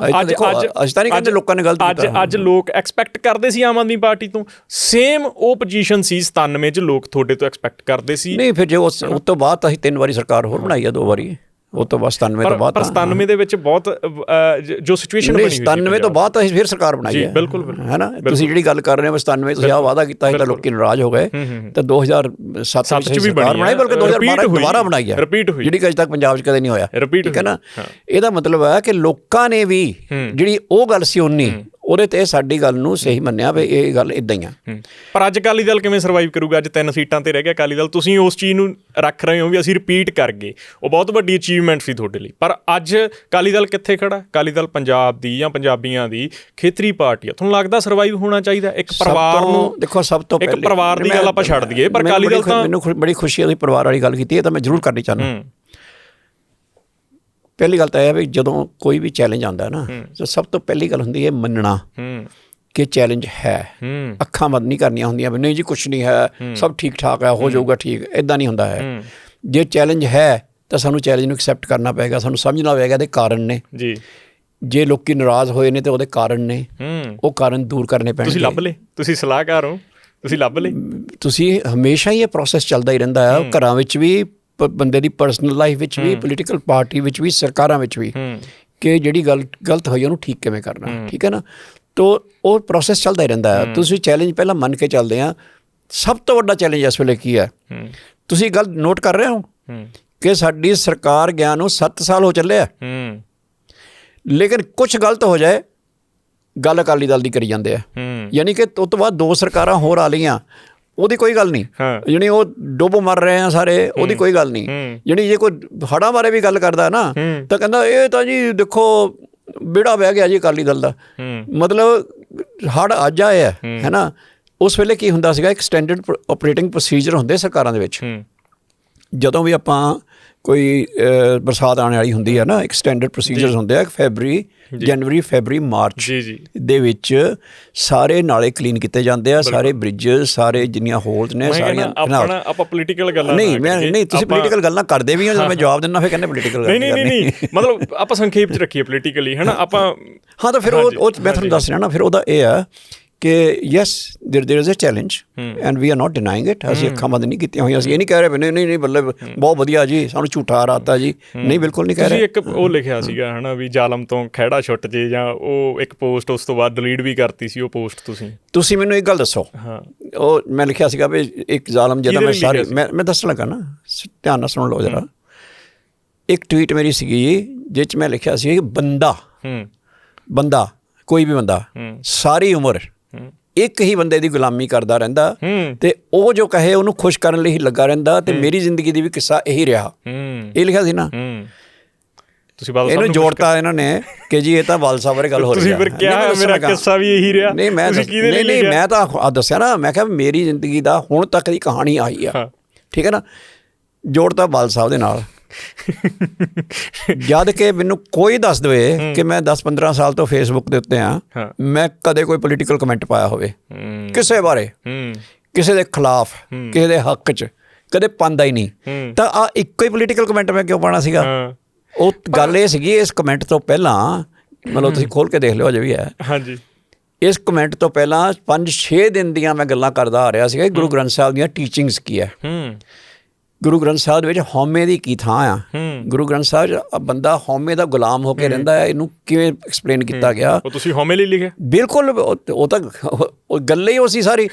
ਉਹ ਤਾਂ ਮੈਂ ਕਹਾ ਨਾ ਵੀ ਨਹੀਂ ਹੈ, ਜੇ ਉਹ ਤੋਂ ਪਹਿਲਾਂ ਜਾਂ ਅੱਜ ਤੱਕ ਪਰ 15 ਸਾਲ ਤੋਂ ਨਹੀਂ ਗੱਲ ਸੁਣੋ ਨਾ, 15 ਸਾਲ ਤੋਂ ਮੈਂ ਫੇਸਬੁੱਕ ਤੇ ਆ, ਅੱਜ ਤੱਕ ਵੀ ਆ, ਨਾ ਕਦੇ ਪਹਿਲਾਂ ਨਾ ਕਦੇ ਬਾਅਦ 'ਚ ਕੋਈ ਪੋਲੀਟੀਕਲ ਕਮੈਂਟ ਹੀ ਨਹੀਂ ਹੈ। ਹਰ ਇੱਕ ਦਾ ਆਪਣਾ ਆਪਣਾ ਪਰਸਪੈਕਟਿਵ ਹੁੰਦਾ ਨਾ ਦੇਖਣ ਦਾ। ਹੁਣ ਕੈਮਰਾ ਇਸ ਐਂਗਲ ਤੇ ਲੱਗਿਆ, ਮੈਂ ਇੱਧਰੋਂ ਦੇਖ ਰਿਹਾ, ਪਰ ਜਿਹੜਾ ਕੋਈ ਉੱਧਰੋਂ ਦੇਖ ਰਿਹਾ ਹੋਊਗਾ ਉਹ ਹੋਰ ਐਂਗਲ ਤੋਂ ਦੇਖ ਰਿਹਾ ਹੋਊਗਾ। ਜੇ 3 ਕੈਮਰੇ ਲੱਗੇ ਹੋਏ ਆ ਨਾ, ਤੁਹਾਨੂੰ ਕਿਸੇ ਤੇ ਸ਼ੱਕ ਆ ਪਿਆ ਵਿਊ ਠੀਕ ਆ ਕਿ ਨਹੀਂ, ਤਾਂ ਬਾਕੀ ਕੰਪੇਅਰ ਕਰ ਲਓ ਦੂਜੇ ਕੈਮਰੇ 'ਚ ਕੀ ਆ ਰਿਹਾ ਸਾਰਿਆਂ ਦੇ। ਮੈਂ ਕਹਿ ਰਿਹਾ ਸਾਰੇ ਤੁਸੀਂ ਸਾਰੀਆਂ ਮੇਰੀਆਂ ਟਵੀਟਸ ਚੱਕ ਕੇ ਕੰਪੇਅਰ ਕਰ ਲਓ। ਆਪਾਂ ਡਿਸਕ੍ਰਾਈਬ ਤਾਂ ਜਿਵੇਂ ਵੀ ਕਰ ਸਕਦੇ ਹਾਂ, ਹੈ ਨਾ, ਕਿਸੇ ਵੀ ਢੰਗ ਨਾਲ। ਦੇਖੋ ਮੇਰੇ ਕੋਲ ਇਸ ਗੱਲ ਦਾ ਕੋਈ ਜਵਾਬ ਨਹੀਂ ਹੈ ਕਿ ਜੀ ਤੁਹਾਡੇ ਦਿਲ 'ਚ ਇਹ ਹੋਣਾ, ਉਹ ਤਾਂ ਹੋਣਾ ਦਾ ਤਾਂ ਮੈਂ ਕੋਈ ਜਵਾਬ ਨਹੀਂ ਦੇ ਸਕਦਾ। ਜਿਹੜਾ ਬੰਦਾ ਖੁਦ ਲਿਖ ਰਿਹਾ ਕਿ ਮੈਂ ਅੱਜ ਤੱਕ ਕਦੇ ਪੋਲੀਟੀਕਲ ਗੱਲ ਹੀ ਨਹੀਂ ਕੀਤੀ ਫੇਸਬੁੱਕ 'ਤੇ, ਜਾਂ ਤੁਸੀਂ ਦੱਸ ਦਿਓ ਮੈਂ ਕੀਤੀ ਹੋਵੇ, ਤਾਂ ਮੈਂ ਉਹ ਕਿਉਂ ਕਰੂੰਗਾ। ਚਲੋ ਆਪਾਂ ਨੋਨ ਪੋਲੀਟੀਕਲ ਗੱਲਾਂ ਕਰਨੇ ਆ, ਛੱਡ ਕੇ ਆਪਾਂ ਇਹਨਾਂ ਗੱਲਾਂ ਨੂੰ, ਹੈ ਨਾ। ਮੈਂ ਫੇਸਬੁੱਕ 'ਤੇ ਡਿਕਲੇਅਰ ਕਰਦਾ ਡੇਲੀ, ਇਹ ਡੇਲੀ ਨਹੀਂ ਮਤਲਬ ਹਫ਼ਤੇ 'ਚ ਕਦੀ ਵਾਰੀ ਮੈਨੂੰ ਕਰਨਾ ਪੈ ਜਾਂਦਾ ਕਿ ਨਾ ਮੈਂ ਕਿਸੇ ਦੇ ਸਿਆਸੀ ਵਿਰੋਧ ਦੇ ਵਿੱਚ, ਨਾ ਕਿਸੇ ਦੇ ਸਿਆਸੀ ਹੱਕ ਦੇ ਵਿੱਚ, ਨਾ ਕਦੇ ਅੱਖਰ ਲਿਖਿਆ, ਨਾ ਕਿਤੇ ਨਹੀਂ ਲਿਖਿਆ, ਕਦੇ ਵੀ ਨਹੀਂ ਲਿਖਿਆ ਫੇਸਬੁੱਕ 'ਤੇ, ਕਦੇ ਨਹੀਂ ਲਿਖਿਆ ਜੀ, ਨੈਵਰ। ਉਹ ਮੈਂ ਰੱਖੀ ਹੋਈ ਇਸ ਕਰਕੇ ਆ ਕਿ ਮੇਰੇ ਜਿਹੜੇ ਐਕੈਡੈਮਿਕ ਪਰਸੂਟਸ ਆ, ਧਾਰਮਿਕ ਪਰਸੂਟਸ ਆ, ਪਰਸਨਲ ਗੱਲਾਂ ਨੇ, ਉਹਨਾਂ ਬਾਰੇ ਮੈਂ ਉੱਥੇ ਲਿਖਦਾ। ਮੈਂ ਕਦੇ ਬਾਦਲ ਸਾਹਿਬ ਦੇ ਹੱਕ 'ਚ ਕਦੇ ਲਿਖਿਆ ਦਿਖਾ ਦਿਓ ਮੈਨੂੰ। ਜੀ ਜੀ ਜੀ। ਬੈਂਸ ਸਾਹਿਬ, ਵੈਸੇ ਇੱਕ ਗੱਲ ਆ, ਹੈ ਨਾ, ਕਹੀ ਜਾਂਦੀ ਆ ਕਿ ਬਾਦਲ ਸਾਹਿਬ ਕਿਸੇ ਨਾਲ ਦਿਲ ਦੀ ਗੱਲ ਨਹੀਂ ਸੀ ਸਾਂਝੀ ਕਰਦੇ। ਜਿਵੇਂ ਮੈਂ ਇੰਟਰੋ ਆਪਣੇ ਪੋਡਕਾਸਟ ਦੀ, ਹੈ ਨਾ, ਸ਼ੁਰੂ ਕੀਤੀ, ਤੁਹਾਡੇ ਨਾਲ ਦਿਲ ਦੀਆਂ ਗੱਲਾਂ ਵੀ ਹੋਈਆਂ ਹੋਣਗੀਆਂ?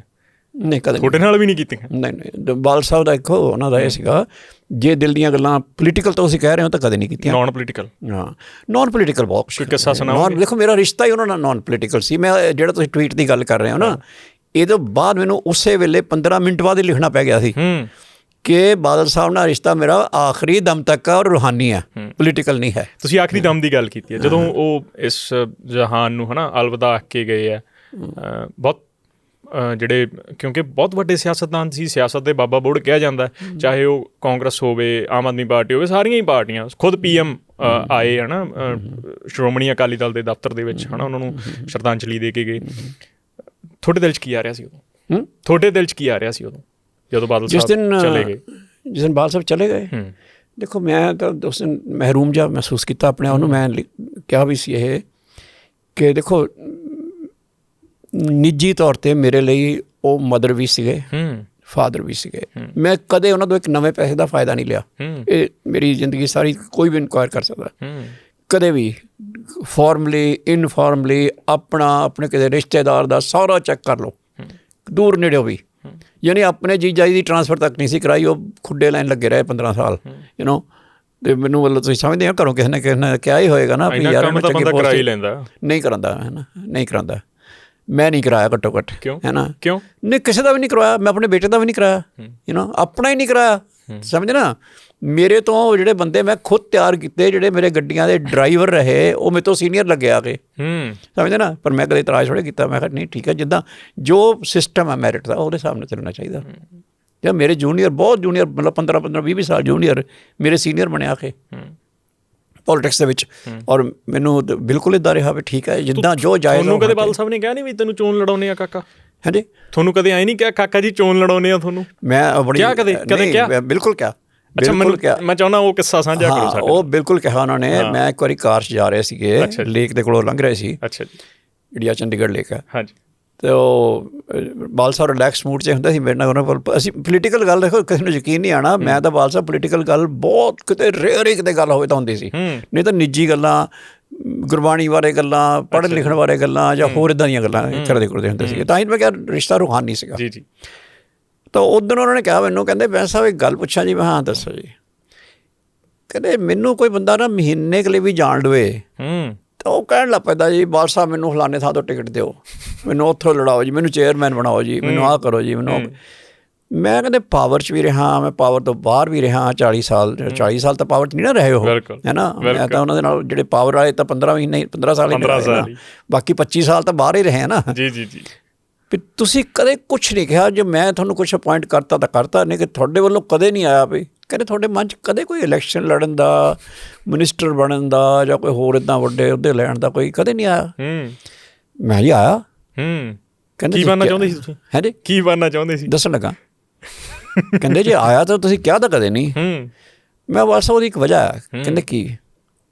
ਮੈਂ ਜੀ ਇੱਦਾਂ ਕਰੋ, ਪੰਜਾਬ ਦੀ ਕੋਈ ਐਸੀ ਸੀਟ ਲੱਭੋ ਜਿੱਥੇ ਨਾ ਤੁਹਾਨੂੰ ਜਾਣਾ ਪਵੇ, ਨਾ ਮੈਨੂੰ ਜਾਣਾ ਪਵੇ, ਨਾ ਸਾਡੇ ਕਿਸੇ ਹੋਰ ਲੀਡਰ ਨੂੰ ਜਾਣਾ ਪਵੇ। ਤੁਸੀਂ ਮੈਨੂੰ ਟਿਕਟ ਦੇ ਦਿਓ ਤਾਂ ਮੈਂ ਘਰੇ ਬੈਠਾ ਜਿੱਤ ਜਾਵਾਂ। ਕਹਿੰਦੇ ਲਓ ਹੋ ਗਿਆ ਜੀ। ਮੈਂ ਮੇਰੀ ਪੂਰੀ ਗੱਲ ਸੁਣ ਲਓ। ਅੱਛਾ ਜੀ। ਮੈਂ ਤੁਹਾਨੂੰ ਉਹ ਸੀਟ ਹਾਰ ਕੇ ਦਿਖਾ ਦਾਂਗਾ। ਕਹਿੰਦੇ ਜੀ ਮਤਲਬ?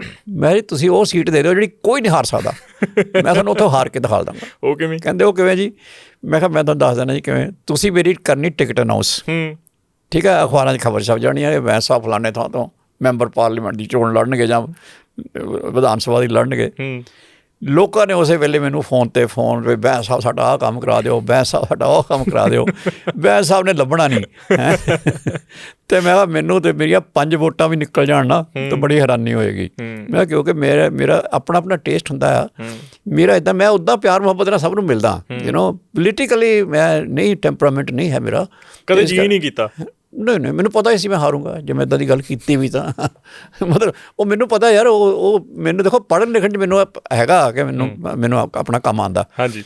ਲੇਕਿਨ ਪੋਲੀਟਿਕਸ ਮੈਨੂੰ ਨਹੀਂ ਆਉਂਦੀ। ਇਹ ਲੋਕਾਂ ਨੂੰ ਬੜੇ ਹੈਰਾਨੀ ਵਾਲੀ ਗੱਲ ਲੱਗਣੀ ਕਿ ਬਾਦਲ ਸਾਹਿਬ ਨਾਲ ਮੈਂ 40 ਸਾਲ ਰਿਹਾ, ਮੈਨੂੰ ਪੋਲੀਟਿਕਸ ਨਹੀਂ ਆਉਂਦੀ। ਪਰ ਤੁਸੀਂ ਸਲਾਹ ਕਰ ਰਹੇ ਹੋ ਉਹਨਾਂ ਦੇ? ਮੈਂ ਪੋਲੀਟਿਕਸ ਦੀ ਸਲਾਹ ਕਰ ਨਹੀਂ ਰਿਹਾ। ਨਹੀਂ, ਉਹ ਵੀ ਤੁਸੀਂ ਨੈਸ਼ਨਲ ਅਫੇਅਰਸ ਦੇ ਸਲਾਹ ਕਰ ਰਹੇ ਹੋ ਨਾ। ਨੈਸ਼ਨਲ ਅਫੇਅਰਸ ਦੇਖੋ ਪਤਾ ਕੀ ਹੈ, ਇਹ ਕਈ ਵਾਰੀ ਮਾਣ ਦਿੱਤੇ ਜਾਂਦੇ ਆ।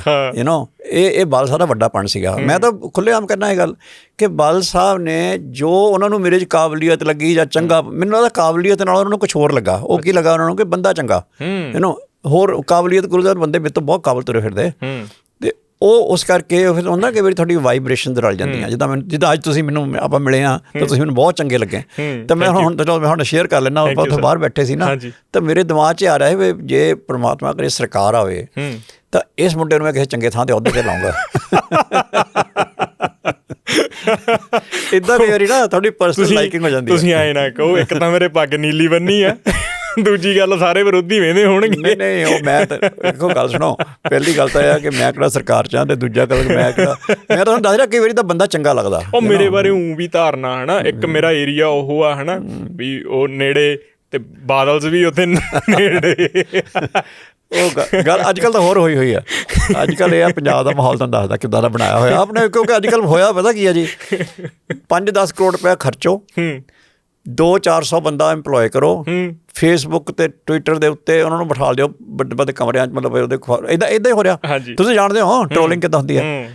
ਅਤੇ ਉਹਨਾਂ ਨੂੰ ਤਨਖਾਹਾਂ ਵੀ ਦੇਈ ਜਾਓ, ਅਤੇ ਉਹ ਜੋ ਗਾਲਾਂ ਕੱਢੋ, ਬਾਦਲਾਂ ਨੂੰ ਗਾਲਾਂ ਕੱਢੋ, ਹਾਏ ਲੁੱਟ ਗਿਆ ਇਹਨੇ, ਬਾਦਲਾਂ ਦਾ ਭੱਠਾ ਬਹਿ ਗਿਆ, ਇਹ ਹੋ ਗਿਆ। ਮੈਂ ਕਿਹਾ ਇੱਕ ਦਿਨ ਕੱਲ੍ਹ ਮੈਂ ਸ਼ਾਇਦ ਤੁਹਾਨੂੰ ਦੱਸੀ ਹੋਈ ਗੱਲ, ਕੱਲ੍ਹ ਮੈਂ ਸੁਖਬੀਰ ਹੋਣਾ ਨੂੰ ਕਹਿ ਰਿਹਾ ਸੀ, ਮੈਂ ਸੁਖਬੀਰ ਜੀ ਬੜੇ ਲੱਕੀ ਹੋ। ਕਹਿੰਦੇ ਮੈਂ ਕਿਹਦਾ ਲੱਕੀ?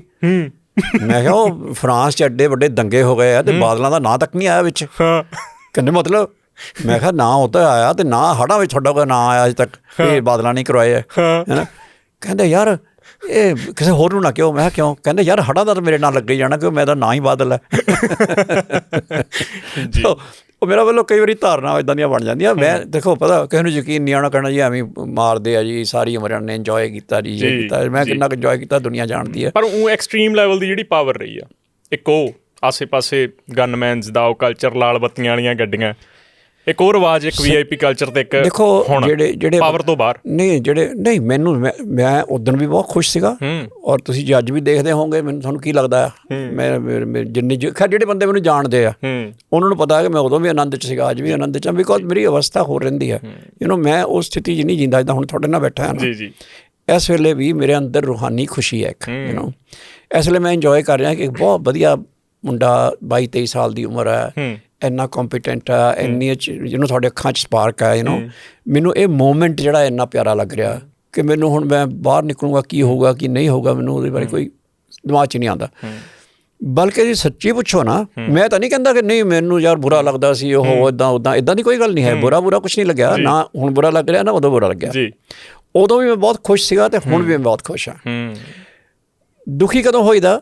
ਜਦੋਂ ਕਿ ਤੁਸੀਂ ਕੁਛ ਚਾਹੁੰਦੇ ਆ ਕਿ ਮੈਂ ਜ਼ਿੰਦਗੀ 'ਚ ਆਹ ਕੰਮ ਕਰਨਾ ਚਾਹੁੰਦਾ ਲੇਕਿਨ ਇਹ ਹੋ ਨਹੀਂ ਰਿਹਾ, ਮਸਲਨ ਫੋਰ ਐਗਜ਼ਾਮਪਲ ਮੈਂ ਕਿਤਾਬ ਲਿਖਣੀ ਚਾਹੁੰਦਾ ਜੀ, ਠੀਕ ਹੈ ਨਾ, ਮੇਰੇ ਤੋਂ ਐਡਾ ਕਹਿ ਸਕਦੇ ਹਾਂ ਆਲਸਪੁਣਾ ਕਿ ਮੇਰੇ ਦਿਮਾਗ 'ਚ ਕਿਤਾਬ ਮੇਰੇ ਦਿਮਾਗ 'ਚ ਲਿਖੀ ਪਈ ਹੈ, ਯੂ ਨੋ, ਬਲਕਿ ਕਈ ਕਿਤਾਬਾਂ ਲਿਖੀਆਂ ਪਈਆਂ, ਲੇਕਿਨ ਮੈਂ ਐਡਾ ਆਲਸਪੁਣਾ ਕਿ ਬੈਠ ਕੇ ਨਾ ਉਹਨੂੰ ਹਾਲਾਂਕਿ ਟਾਈਪ ਦੀ ਮੈਨੂੰ ਕੋਈ ਪ੍ਰੋਬਲਮ ਨਹੀਂ, ਮੈਨੂੰ ਆਉਂਦਾ ਸਾਰਾ ਕੁਛ, ਲੇਕਿਨ ਬੈਠ ਕੇ ਕਰ ਨਹੀਂ ਰਿਹਾ।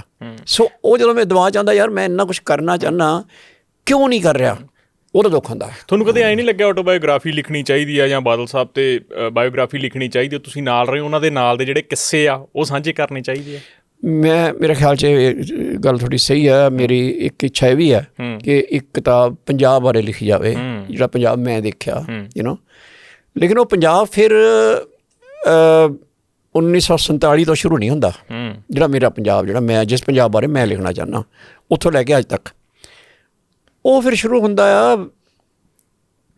ਜਿਹੜੀ ਸਿੰਧਵਾਦੀ ਦੀ ਸੱਭਿਅਤਾ, ਫਿਰ ਵੈਦਿਕ ਕਾਲ ਜਿਹੜਾ ਹੈ, ਫਿਰ ਉਸ ਤੋਂ ਬਾਅਦ ਗੁਰੂ ਨਾਨਕ ਪਾਤਸ਼ਾਹ ਦਾ ਜਿਹੜਾ ਟਾਈਮ ਹੈ, ਜੋ ਗੁਰੂ ਸਾਹਿਬਾਨ ਨੇ, ਦੇਖੋ ਕਈ ਵਾਰੀ ਮੈਂ ਲੰਘਦਾ ਇੱਥੋਂ ਅਨੰਦਪੁਰ ਸਾਹਿਬ ਜਾਂ ਆਪਣਾ ਨੂਰਪੁਰ ਬੇਦੀ ਜਾਂ ਸਾਡਾ ਪਿੰਡ ਮਾਲਪੁਰ ਜਾਂ ਇੱਦਾਂ ਹੋਰ ਏਰੀਆ ਜਾਂ ਉੱਧਰ ਜਾਈਦਾ, ਮਾਲਵੇ ਜਾਈਦਾ, ਕਈ ਵਾਰੀ ਨਾ ਤਾਂ ਆਹ ਜਿਹੜੀਆਂ ਪਹਾੜੀਆਂ ਆਪਾਂ ਰੋਪੜ ਤੋਂ ਲੰਘਦੇ ਹਾਂ ਨਾ, ਤਾਂ ਪਹਾੜੀਆਂ ਮੈਂ ਦੇਖਦਾ, ਮੈਂ ਸੋਚਦਾ ਯਾਰ ਗੁਰੂ ਗੋਬਿੰਦ ਸਿੰਘ ਮਹਾਰਾਜ ਕਦੇ ਇਹਨਾਂ ਪਹਾੜੀਆਂ 'ਤੇ ਘੋੜਿਆਂ 'ਤੇ ਜਾ ਰਹੇ ਹੁੰਦੇ ਹੋਣਗੇ, ਔਰ ਸਾਨੂੰ ਸੱਚੀ ਦੱਸਾਂ ਮੇਰੀਆਂ ਅੱਖਾਂ ਸਾਹਮਣੇ ਉਹ ਇੱਦਾਂ ਲੱਗਣ ਲੱਗ ਪੈਂਦਾ ਵੀ ਸੱਚੀ ਜਾ ਹੀ ਰਹੇ ਆ ਹੁਣੇ, ਯੂ ਨੋ, ਇੱਦਾਂ ਲੱਗਦਾ ਵੀ ਹੁਣੇ ਇਹ ਹੋ ਹੀ ਰਿਹਾ ਆ, ਯੂ ਨੋ, ਵੀ ਗੁਰੂ ਸਾਹਿਬ ਜਾ ਰਹੇ ਆ, ਨਾਲ ਉਹਨਾਂ ਦੇ ਸਿੰਘ ਜਾ ਰਹੇ ਆ, ਯੂ ਨੋ, ਇਹ ਇੱਦਾਂ ਦੀਆਂ ਜਿਹੜੀਆਂ ਗੱਲਾਂ ਮੈਂ ਚਾਹੁੰਦਾ ਹੁੰਦਾ, ਇੱਦਾਂ ਗੱਲਾਂ ਨੂੰ ਨਾ, ਮਤਲਬ ਉਹ ਜਿਹੜੀ ਅਵਸਥਾ ਦੀ ਤੁਸੀਂ ਗੱਲ ਕਰ ਰਹੇ ਹੋ, ਉਦੋਂ ਇੱਦਾਂ ਸੀ ਤਾਂ ਹੁਣ ਇੱਦਾਂ ਆ, ਜਦੋਂ ਅਸੀਂ ਇੱਦਾਂ ਦਾ ਸੋਚ ਰਹੇ ਹੁੰਦੇ ਨਾ, ਫਿਰ ਤਾਂ ਉਦੋਂ ਵੀ ਅਵਸਥਾ ਇਹੀ ਸੀਗੀ, ਅੱਜ ਵੀ ਅਵਸਥਾ ਇਹੀ ਹੈ। ਅਤੇ ਜੇ ਕਦੇ ਮੈਂ ਕਿਤਾਬ ਵੀ ਲਿਖੂੰਗਾ ਨਾ, it will be more imaginative than factual। ਆਪਾਂ ਥੋੜ੍ਹੀਆਂ ਜਿਹੀਆਂ ਗੱਲਾਂ ਹੋਰ ਕਰਾਂਗੇ, ਥੋੜ੍ਹਾ ਜਿਹਾ ਸਮਾਂ ਹੋਰ ਲਊਂਗਾ ਮੈਂ, ਕਾਫੀ ਸਮਾਂ ਹੋ ਗਿਆ ਆਪਾਂ ਨੂੰ।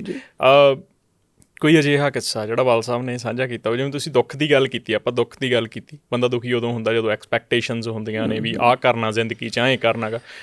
ਕਦੇ ਬਾਦਲ ਸਾਹਿਬ ਦੁਖੀ ਹੋਏ ਨਜ਼ਰ ਆਏ ਤੁਹਾਨੂੰ, ਦੁੱਖ ਦੇ ਵਿੱਚ ਨਜ਼ਰ ਆਏ ਕਦੇ, ਜਾਂ ਤੁਹਾਡੇ ਨਾਲ ਗੱਲ ਸ਼ੇਅਰ ਕੀਤੀ ਹੋਵੇ ਆ ਤਾਂ ਆਏ ਆ, ਜਾਂ ਫੈਮਿਲੀ ਪ੍ਰੋਬਲਮਸ ਜਾਂ ਕੋਈ ਇੱਦਾਂ ਦੀ ਗੱਲ ਸ਼ੇਅਰ ਕੀਤੀ ਹੋਵੇ ਜਿਹੜੀ ਆਪਾਂ ਇੱਥੇ ਕਰ ਸਕਦੇ ਹੋਈਏ? ਦੇਖੋ ਫੈਮਿਲੀ ਪ੍ਰੋਬਲਮਸ ਬਾਰੇ, ਮਨਪ੍ਰੀਤ ਸਿੰਘ ਹੋਣਾ ਬਾਰੇ, ਦੇਖੋ ਮੈਂ ਕਦੇ ਉਹਨਾਂ ਨੂੰ ਪੁੱਛਿਆ ਨਹੀਂ, ਹਾਂਜੀ, ਕਿਉਂਕਿ ਇੱਦਾਂ ਪੁੱਛਣਾ ਠੀਕ ਨਹੀਂ ਲੱਗਦਾ ਹੁੰਦਾ, ਕਿਉਂਕਿ ਮਨਪ੍ਰੀਤ ਸਿੰਘ ਹੋਣਾ ਨਾਲ ਬਹੁਤ ਪਿਆਰ ਸੀਗਾ, ਉਹਨਾਂ ਨੂੰ ਮਨਪ੍ਰੀਤ ਬਾਦਲ ਹੋਣਾ ਨਾਲ ਬਹੁਤ ਪਿਆਰ ਸੀ ਬਾਦਲ ਸਾਹਿਬ ਦਾ।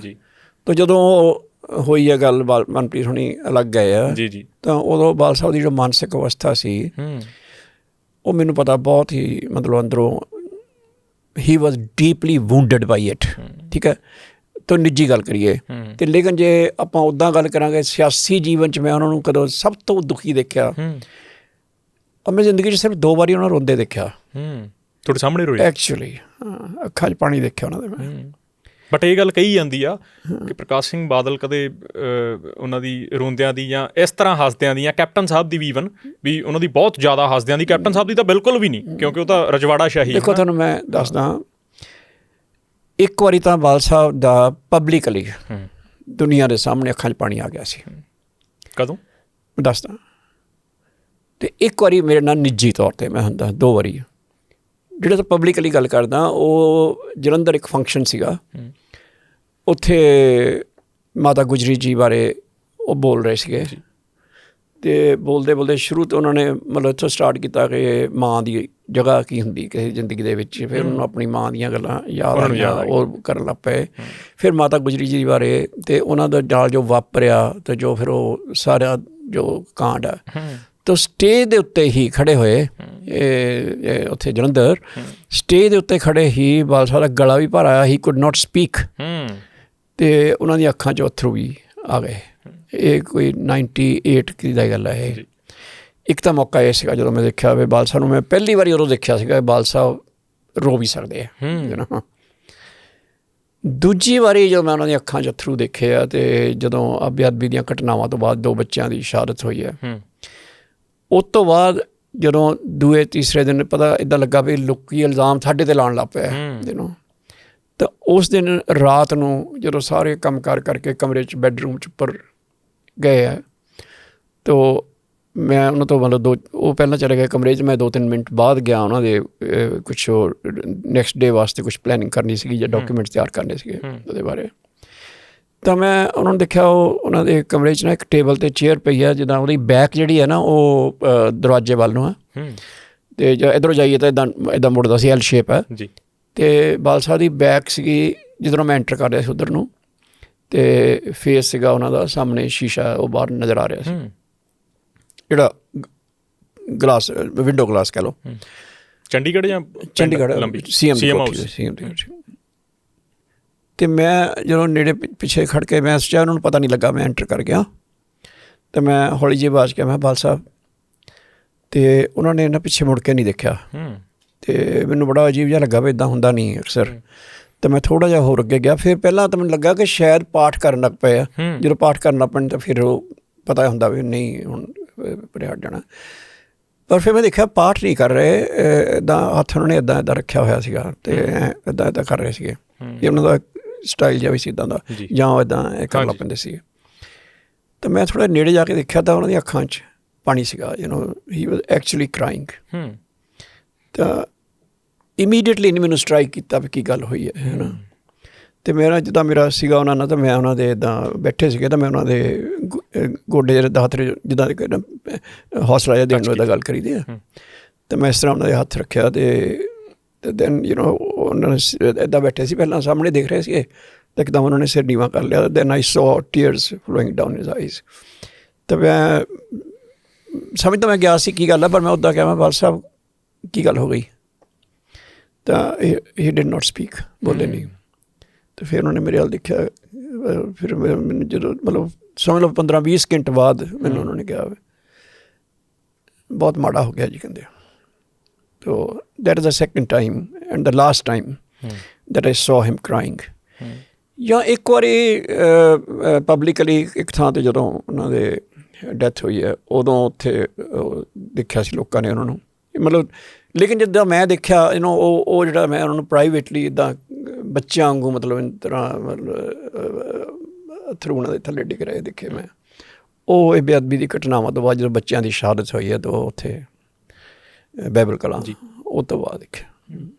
ਆਖਰੀ ਮੁਲਾਕਾਤ ਕਦੋਂ ਹੋਈ ਸੀ ਉਹਨਾਂ ਦੇ? ਜਦੋਂ ਸਵਰਗਵਾਸ ਹੋਏ ਨੇ, ਉਹ ਤੋਂ ਕੁਛ ਦਿਨ ਪਹਿਲਾਂ ਮੈਂ ਬਾਦਲ ਪਿੰਡ ਮਿਲਣ ਗਿਆ ਸੀਗਾ। ਅਤੇ ਉਹ ਵੀ ਮੈਂ ਤੁਹਾਨੂੰ ਦੱਸਦਾ, ਉੱਦਾਂ ਦਾ ਉਹਨਾਂ ਦਾ ਸੁਭਾਅ ਸੀਗਾ ਕਿ ਮੈਂ ਤੁਹਾਨੂੰ ਦੋ ਗੱਲਾਂ ਜ਼ਰੂਰ ਦੱਸਾਂਗਾ। ਕਿ ਇਹ ਪਹਿਲਾਂ ਤਾਂ ਇਹ ਦੱਸਦਾ ਕਿ ਮੈਨੂੰ ਉਹਨਾਂ ਦਾ ਫੋਨ ਆਇਆ ਕਿ ਇਹ ਉਹਨਾਂ ਦਾ ਸੁਭਾਅ ਸੀਗਾ, ਇੱਦਾਂ ਹੀ ਕਰਦੇ ਹੁੰਦੇ ਸੀਗੇ ਕਿ ਬੈਂਸ ਸਾਹਿਬ ਮੈਨੂੰ ਬੰਦੇ ਨੇ ਫੋਨ ਮਿਲਾਇਆ ਪਹਿਲਾਂ ਵੀ ਬਾਲ ਸਾਹਿਬ ਗੱਲ ਕਰਨਗੇ। ਤਾਂ ਮੈਂ ਚਲੋ ਕਿਹਾ, ਕਹਿੰਦੇ ਬੈਂਸ ਸਾਹਿਬ ਕੀ ਹਾਲ ਹੈ ਜੀ? ਮੈਂ ਠੀਕ ਠਾਕ ਹੈ ਜੀ। ਕੀ ਕਰਦੇ ਹੋ ਜੀ? ਮੈਂ ਜੀ ਕੁਛ ਨਹੀਂ। ਕਹਿੰਦੇ ਬਿਜ਼ੀ ਤਾਂ ਨਹੀਂ? ਮੈਂ ਨਹੀਂ ਕੋਈ ਖਾਸ ਨਹੀਂ ਗਾ ਜੀ। ਕਹਿੰਦੇ ਦੇਖੋ ਜੇ ਆ ਸਕਦੇ ਤਾਂ ਆ ਜਾਓ। ਮੈਂ ਕਿਹਾ ਬਾਲ ਸਾਹਿਬ ਕੋਈ ਖਾਸ ਗੱਲ? ਕਹਿੰਦੇ ਨਹੀਂ, ਹੁਣ ਜੇ ਮੈਂ ਕਹਿ ਰਿਹਾ ਸੀਗਾ ਜੀ ਤੁਸੀਂ ਦੇਖ ਲਓ, ਜੇ ਕੋਈ ਜ਼ਿਆਦਾ ਬਿਜ਼ੀ ਨਹੀਂ ਤਾਂ ਆ ਜਾਓ ਜੀ। ਅਤੇ ਮੈਂ ਕੋਈ ਨਹੀਂ ਜੀ, ਮੈਂ ਆ ਜਾਂਦਾ। ਇਹ ਸ਼ਾਮ ਦਾ ਟਾਈਮ ਸੀਗਾ, ਅਤੇ ਮੈਂ ਉਹਨੂੰ ਕਿਹਾ, ਮੈਂ ਜੀ ਮੈਂ ਅੱਜ ਆ ਜਾ, ਮੈਨੂੰ ਲੱਗਾ ਕੋਈ ਖਾਸ ਗੱਲ ਨਾ ਹੋਵੇ। ਅਤੇ ਮੈਂ ਕਿਹਾ ਅੱਜ ਆ ਜਾ। ਕਹਿੰਦੇ ਨਹੀਂ ਇੱਦਾਂ ਤੁਸੀਂ ਇੱਦਾਂ ਨਹੀਂ, ਮਤਲਬ ਤੁਸੀਂ ਆਰਾਮ ਨਾਲ ਆ ਜਾਓ। ਅਤੇ ਮੈਂ ਫਿਰ ਸਵੇਰੇ ਆ ਜਾਂਦਾ ਜੀ। ਕਹਿੰਦੇ ਚਲੋ ਠੀਕ ਹੈ ਜੀ। ਤਾਂ ਮੈਂ ਦੂਸਰੇ ਦਿਨ ਗਿਆ, ਤਾਂ ਮੈਨੂੰ ਉਸ ਵੇਲੇ ਤੱਕ ਵੀ ਸੀਗਾ ਵੀ ਸ਼ਾਇਦ ਕੋਈ ਗੱਲ ਹੋਵੇ ਜਿਹੜਾ ਸਪੈਸ਼ਲੀ ਇਹਨਾਂ ਨੇ ਕਿਹਾ ਹੈਗਾ। ਤਾਂ ਮੈਂ ਗਿਆ, ਤਾਂ ਮੈਂ ਜਾ ਕੇ ਸਤਿ ਸ਼੍ਰੀ ਅਕਾਲ ਬੁਲਾ ਕੇ, ਉਸ ਤੋਂ ਬਾਅਦ ਮੈਂ ਬਾਲ ਸਾਹਿਬ ਦੱਸੋ ਖਾਸ ਗੱਲ ਸੀਗੀ? ਕਹਿੰਦੇ ਨਹੀਂ ਜੀ, ਬੈਠਦੇ ਹਾਂ ਗੱਪਸ਼ਪ ਮਾਰਦੇ ਹਾਂ, ਕੋਈ ਗੱਲਾਂ ਬਾਤਾਂ ਕਰਦੇ ਹਾਂ। ਗੱਪਸ਼ਪ ਨਹੀਂ ਕਹਿੰਦੇ, ਗੱਲਾਂ ਬਾਤਾਂ ਕਹਿੰਦੇ ਹੁੰਦੇ ਸੀ, ਵੀ ਗੱਲਾਂ ਬਾਤਾਂ ਕਰਦੇ ਹਾਂ। ਤਾਂ ਮੈਂ ਬੈਠਾ ਰਿਹਾ ਉਹਨਾਂ ਨਾਲ 2-3 ਘੰਟੇ, ਮਤਲਬ ਹੋਰ ਤਾਂ ਗੱਲਾਂ ਕਰਦੇ ਰਹੇ। ਉਹ ਜ਼ਿਆਦਾ ਕਰਦੇ ਇੱਦਾਂ ਹੁੰਦੇ ਸੀਗੇ, ਸਿਮਰਨ ਕਰਿਆ ਕਰੋ ਜੀ। ਇਹ ਉਹਨਾਂ ਦਾ ਫੇਵਰੇਟ ਸੀਗਾ ਵੀ ਜਦੋਂ ਵੀ ਅਸੀਂ ਇਕੱਲੇ ਹੁੰਦੇ ਸੀ ਨਾ, ਤਾਂ ਇਹ ਗੱਲ ਹੋਰ ਗੱਲਾਂ ਤੋਂ ਇਲਾਵਾ ਮਤਲਬ ਇਹ ਗੱਲ ਜ਼ਰੂਰ ਕਹਿੰਦੇ ਸੀਗੇ। ਇਹ ਗੱਲ ਬਲਕਿ ਉਹਨਾਂ ਨੇ ਬਹੁਤ ਬੰਦਿਆਂ ਨੂੰ ਮੈਂ ਕਹਿੰਦੇ ਦੇਖਿਆ। ਸਰਬਜਿੰਦਰ ਸਿੰਘ ਹਮਦਰਦ ਨੂੰ ਜਦੋਂ ਵੀ ਉਹਨਾਂ ਨੂੰ ਮੀਟਿੰਗ 'ਚ ਉੱਠ ਕੇ ਬਾਹਰ ਆਉਂਦੇ ਸੀ, ਬਾਲ ਸਾਹਿਬ ਉਹਨਾਂ ਨੂੰ ਕਹਿ ਕੇ ਆਉਂਦੇ ਸੀ ਕਿ ਸਰਦਾਰ ਜੀ ਸਿਮਰਨ ਕਰਿਆ ਕਰੋ। ਉਸ ਦਿਨ ਮੈਨੂੰ ਵੀ ਉਹਨਾਂ ਨੇ ਕਿਹਾ ਕਹਿੰਦੇ ਕਾਕਾ ਸਿਮਰਨ ਕਰਿਆ ਕਰੋ। ਅਤੇ ਮੈਂ ਇੱਕ ਦਿਨ ਉਹਨਾਂ ਨੂੰ ਪੁੱਛਿਆ ਵੀ ਬਾਲ ਸਾਹਿਬ ਸਿਮਰਨ ਦਾ ਮਤਲਬ ਤੁਸੀਂ ਕੀ ਭਾਵ ਲੈਂਦੇ ਹੋ? ਮਤਲਬ ਗੁਰਬਾਣੀ ਪੜ੍ਹਿਆ ਕਰਾਂ? ਨਹੀਂ ਕਾਕਾ ਸਿਮਰਨ ਕੁਛ ਹੋਰ ਚੀਜ਼ ਹੁੰਦੀ। ਮੈਂ ਫਿਰ ਉਹਨੂੰ ਕਿਹਾ, ਮੈਂ ਜੀ ਪਰਮਾਤਮਾ ਨੂੰ ਯਾਦ ਕਰਿਆ ਕਰਾਂ। ਕਹਿੰਦੇ ਨਹੀਂ, ਸਿਮਰਨ ਕਰਿਆ ਕਰੋ। ਅੱਛਾ, ਪਰ ਮੈਨੂੰ ਨਾ ਉਸ ਤਰ੍ਹਾਂ ਤਾਂ ਉਹਨਾਂ ਨੇ ਅੱਖਰਾਂ ਨਾਲ ਤਾਂ ਕਦੇ ਨਹੀਂ ਸਮਝਾਇਆ ਕਿ ਉਹ ਸਿਮਰਨ ਕੀ ਹੁੰਦਾ, ਪਰ ਮੈਨੂੰ ਪਤਾ ਸੀ ਕਹਿਣਾ ਕੀ ਚਾਹੁੰਦੇ ਨੇ। ਤਾਂ ਉਸ ਦਿਨ ਮੈਂ 3-4 ਘੰਟੇ ਉਹਨਾਂ ਨਾਲ ਬੈਠਾ ਰਿਹਾ। ਫਿਰ ਬਾਹਰ ਆਏ ਹਾਂ, ਉਹ ਇੱਕ ਛੋਟੀ ਜਿਹੀ ਗੱਲ ਹੋਈ ਕਿ ਸਾਡੇ ਇੱਕ ਬੰਦਾ, ਸਾਡਾ ਪ੍ਰੈਸ ਸੈਕਟਰੀ ਆਪਣੇ ਸੁਖਬੀਰ ਸਿੰਘ ਉਹਨਾਂ ਨਾਲ, ਤਾਂ ਉਹ ਮੈਨੂੰ ਕਹਿੰਦੇ ਜੀ ਬੈਂਸ ਸਾਹਿਬ ਬਾਲ ਸਾਹਿਬ ਦੇ ਪਿੱਛੇ ਖੜ੍ਹ ਜਾਓ ਜਰਾ, ਫੋਟੋ ਲੈਣੀ ਆ। ਤਾਂ ਉਹ ਬਾਲ ਸਾਹਿਬ ਬੈਠੇ ਸੀ, ਇੱਧਰ ਨਾਲ ਸੁਖਬੀਰ ਸਿੰਘ ਬਾਦਲ ਬੈਠੇ ਸੀਗੇ। ਅਤੇ ਉਹ ਬਾਲ ਸਾਹਿਬ ਨੇ ਗੱਲ ਸੁਣੀ ਤਾਂ ਕਹਿੰਦੇ ਕਾਕਾ ਪਿੱਛੇ ਕਿਉਂ ਖੜ੍ਹਨਗੇ?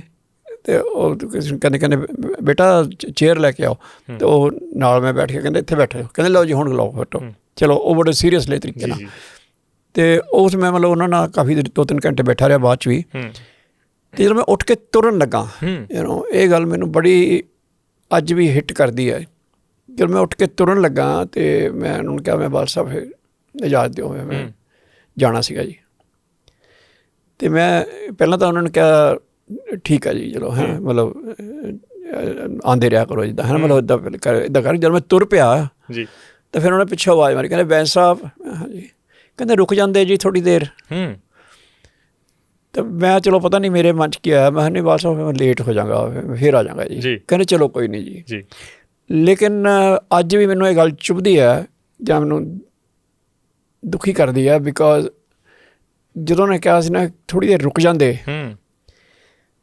ਤਾਂ ਉਸ ਤੋਂ ਬਾਅਦ ਜਦੋਂ ਹੋਰ ਉਹਨਾਂ ਦੀ ਸਵਰਗਵਾਸ ਹੋਇਆ ਉਹ, ਅਤੇ ਮੇਰੇ ਮਨ 'ਚ ਵੀ ਬਿਲਕੁਲ ਇਹੀ ਉਹਨਾਂ ਨੂੰ ਦੇਖ ਕੇ ਖਿਆਲ ਆ ਰਿਹਾ ਸੀ ਕਿ ਥੋੜ੍ਹੀ ਦੇਰ ਰੁਕ ਜਾਂਦੇ।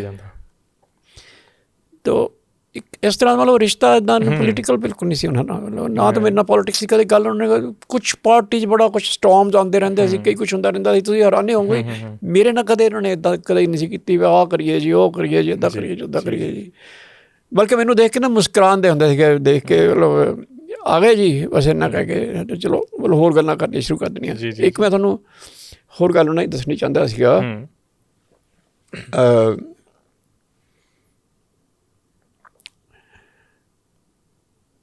ਮੇਰੇ ਹੁਣ ਦਿਮਾਗ 'ਚੋਂ ਨਿਕਲ ਗਈ ਉਹ ਗੱਲ। ਯਾਦ ਹੈ? ਹਾਂ, ਅਤੇ ਉਹ ਮਤਲਬ ਬੜੀ ਉਹ ਵੀ ਬੜੀ ਕਮਾਲ ਦੀ ਗੱਲ ਸੀਗੀ।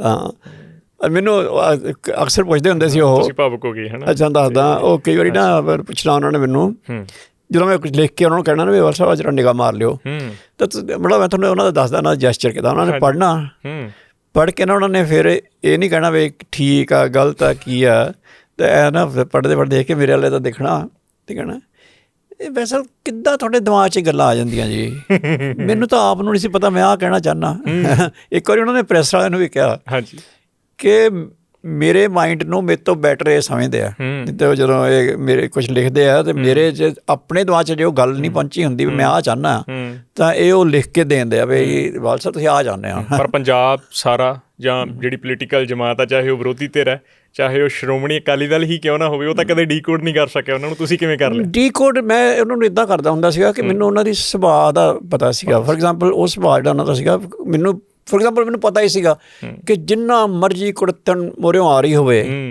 ਬਾਦਲ ਸਾਹਿਬ ਦਾ ਜਵਾਬ ਉਹਨੂੰ ਇਹੀ ਹੋਏਗਾ ਵੀ ਕੋਈ ਨਹੀਂ ਜੀ, ਆਪਾਂ ਬੈਠ ਕੇ ਗੱਲ ਕਰ ਲੈਂਦੇ ਹਾਂ, ਆਪਾਂ ਕਾਹਦੇ ਵਾਸਤੇ ਲੜਦੇ ਹਾਂ ਜੀ, ਹੈ ਨਾ। ਮਤਲਬ ਇੱਕ ਸੁਭਾਅ ਸੀਗਾ ਨਾ ਉਹਨਾਂ ਦੇ, ਉਹ ਵੀ ਕੋਈ ਕੌੜੀ ਗੱਲ ਨਹੀਂ ਕਰਨੀ।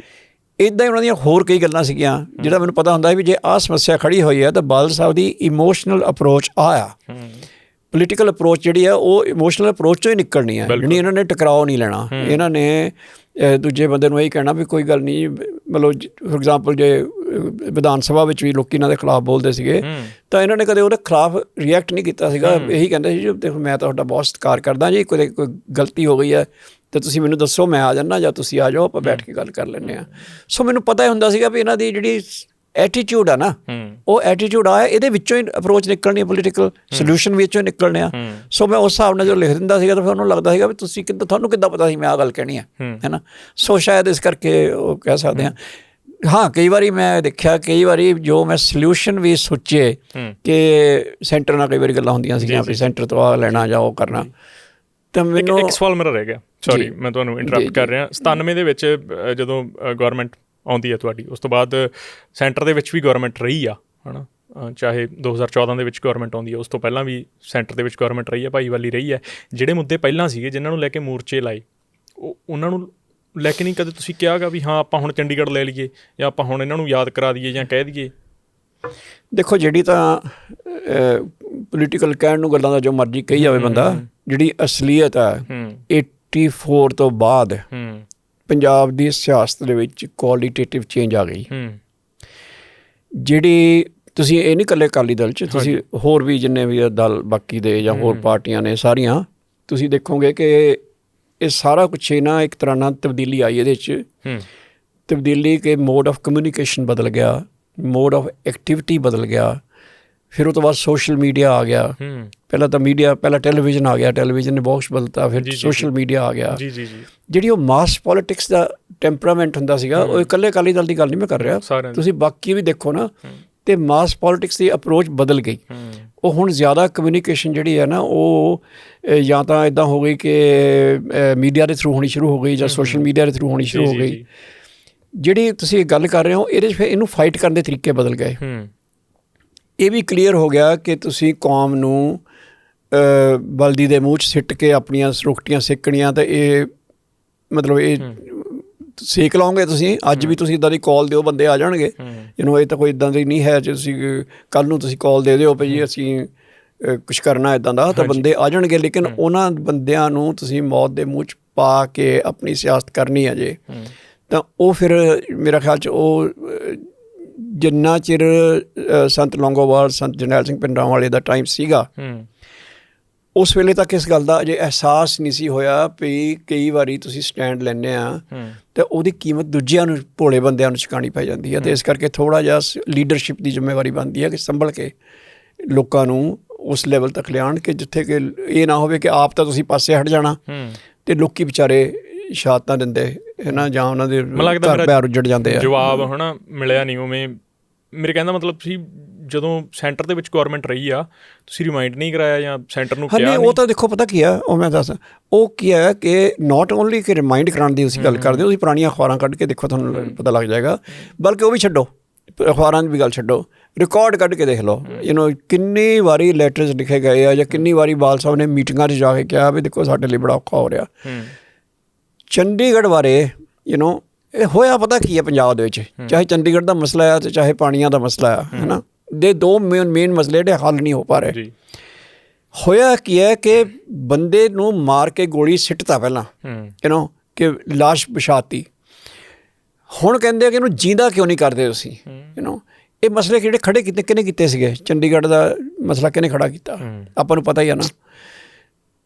ਖੜਾ ਇੱਦਾਂ ਦਾ ਕੀਤਾ ਕਿ ਕੋਈ ਵੀ ਸਰਕਾਰ ਜਿਹੜੀ, ਚਾਹੇ ਉਹ ਹੁਣ ਭਗਵੰਤ ਮਾਨ ਦੀ ਸਰਕਾਰ ਆ, ਜਾਂ ਉਹ ਤੋਂ ਪਹਿਲਾਂ ਕੈਪਟਨ ਸਾਹਿਬ ਦੀ ਸੀ, ਜਾਂ ਚਰਨਜੀਤ ਚੰਨੀ ਹੋਣਾ, ਕਿਸੇ ਦੀ ਵੀ ਸੀਗੀ, ਮਸਲਾ ਇੰਨਾ ਉਲਝਾ ਕੇ ਗਏ ਨੇ ਕਾਂਗਰਸ ਵਾਲੇ ਕਿ ਮੈਂ ਦਾਅਵੇ ਨਾਲ ਇਹ ਗੱਲ ਕਹਿਣਾ ਕਿ ਹੁਣ it will take a Herculean task ਕਿ ਬੰਦਾ ਤੁਸੀਂ ਪਾਣੀਆਂ ਦਾ ਮਸਲਾ ਦੇਖੋ। ਪਾਣੀਆਂ ਦਾ ਮਸਲਾ ਕੀ ਹੈ? ਜੇ ਅਸੀਂ ਕਹਿੰਦੇ ਹਾਂ, ਅਕਾਲੀ ਦਲ ਕੀ ਕਹਿੰਦਾ ਹੈ ਕਿ ਰਿਪੇਰੀਅਨ ਪ੍ਰਿੰਸੀਪਲ 'ਤੇ ਆ ਜਾਓ।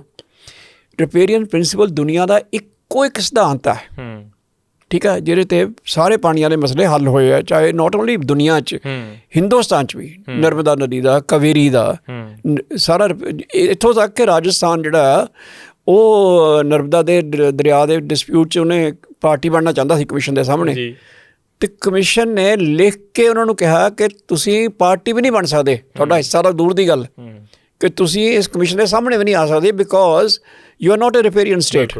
ਵੀ ਜੇ ਮੈਂ ਇਹਨੂੰ ਇੱਦਾਂ ਕਹਿੰਦਾ ਕਿ ਜੇ ਤੁਸੀਂ ਸਤਲੁਜ ਯਮੁਨਾ ਦਾ ਪਾਣੀ ਹਰਿਆਣੇ ਨੂੰ ਦੇ ਸਕਦੇ ਆ, ਠੀਕ ਹੈ, ਤਾਂ ਫਿਰ ਤਾਂ ਕੱਲ੍ਹ ਨੂੰ ਤੁਸੀਂ ਫਰਾਂਸ ਦੇ ਕਿਸੇ ਰਿਵਰ ਦਾ ਪਾਣੀ ਵੀ ਮੰਗ ਸਕਦੇ ਆ, ਕਿਉਂਕਿ ਤੁਸੀਂ ਰਿਪੇਰੀਅਨ ਪ੍ਰਿੰਸੀਪਲ ਤਾਂ ਇੱਕ ਵਾਰੀ ਵਾਇਲੇਟ ਕਰ ਹੀ ਦਿੱਤਾ, ਠੀਕ ਹੈ। ਅਤੇ ਫਿਰ ਜਾਂ ਤੁਸੀਂ ਇੱਦਾਂ ਕਹਿ ਲਓ ਵੀ ਤੁਸੀਂ ਨਰਮਦਾ ਦਾ ਪਾਣੀ ਪੰਜਾਬ ਮੰਗ ਸਕਦਾ, ਯਾਨੀ ਕਿਉਂ ਜੀ, ਪਾਣੀ ਤਾਂ ਦਰਿਆਵਾਂ ਦਾ ਸਾਰੇ ਸਾਂਝੇ ਹੈ ਜੀ, ਇੱਦਾਂ ਕਹਿ ਦਿਓ, ਤਾਂ ਫਿਰ ਤਾਂ ਕਿਸੇ ਦਾ ਪਾਣੀ ਕੋਈ ਵੀ ਮੰਗ ਸਕਦਾ। ਲੇਕਿਨ ਇੱਕ ਦੁਨੀਆ 'ਚ ਅਸੂਲ ਬਣੇ ਹੋਏ ਆ ਕਿ ਦਰਿਆ ਜਿਹੜੀਆਂ ਸਟੇਟਾਂ 'ਚੋਂ ਲੰਘਦਾ ਪਾਣੀ ਉਹਨਾਂ ਦਾ, ਠੀਕ ਹੈ ਨਾ, ਤਾਂ ਉਹ ਰਿਪੇਰੀਅਨ ਪ੍ਰਿੰਸੀਪਲ ਉਹਨੂੰ ਕਹਿੰਦੇ ਆਪਾਂ। ਉਹ ਹੁਣ ਸਰਦਾਰ ਦਰਬਾਰਾ ਸਿੰਘ ਹੁਣੀ ਜਦੋਂ ਲਿਖ ਕੇ ਸਮਝੌਤਾ ਕਰ ਗਏ ਹਰਿਆਣੇ ਦੇ ਨਾਲ ਕਿ ਜੀ ਪੰਜਾਬ SYL ਵੀ ਬਣਾ ਕੇ ਦਊਗਾ, ਪੰਜਾਬ ਨੇ ਇੰਨੇ ਪੁਆਇੰਟ, ਇੰਨੇ ਕਿਊਸਿਕ ਵਾਟਰ ਜਿਹੜਾ ਆ ਉਹ ਦੇਗਾ ਹਰਿਆਣੇ ਨੂੰ, ਉਹ ਸਮਝੌਤਾ ਜਿਹੜਾ ਕਿ ਲਾਗੂ ਹੋਇਆ ਉਹਨੂੰ ਸੁਪਰੀਮ ਕੋਰਟ 'ਚ ਅਮਰਿੰਦਰ ਸਿੰਘ ਨੇ ਵੀ ਚੈਲੰਜ ਕਰਕੇ ਦੇਖ ਲਿਆ, ਅਸੀਂ ਵੀ ਕੀਤਾ ਹੋਇਆ, ਉਹ ਦੂਰ ਹੀ ਨਹੀਂ ਹੋ ਰਿਹਾ, ਕਿਉਂਕਿ ਸਮਝੌਤਾ ਉਹ ਕਹਿੰਦੇ ਤੁਹਾਡੇ ਮੁੱਖ ਮੰਤਰੀ ਦਾ ਸਮਝੌਤਾ, ਤੁਹਾਡੀ ਸਰਕਾਰ ਦਾ ਸਮਝੌਤਾ ਹੈ, ਉਦੋਂ ਵੀ ਸਰਕਾਰ ਦਾ ਸਮਝੌਤਾ ਹੈ, ਇਹਦੀ ਲੀਗਲ ਵੈਲਿਡਿਟੀ ਇਹ ਹੈ। ਲੇਕਿਨ ਸਾਡੇ ਕੋਲ ਰਸਤਾ ਕੀ ਸੀਗਾ?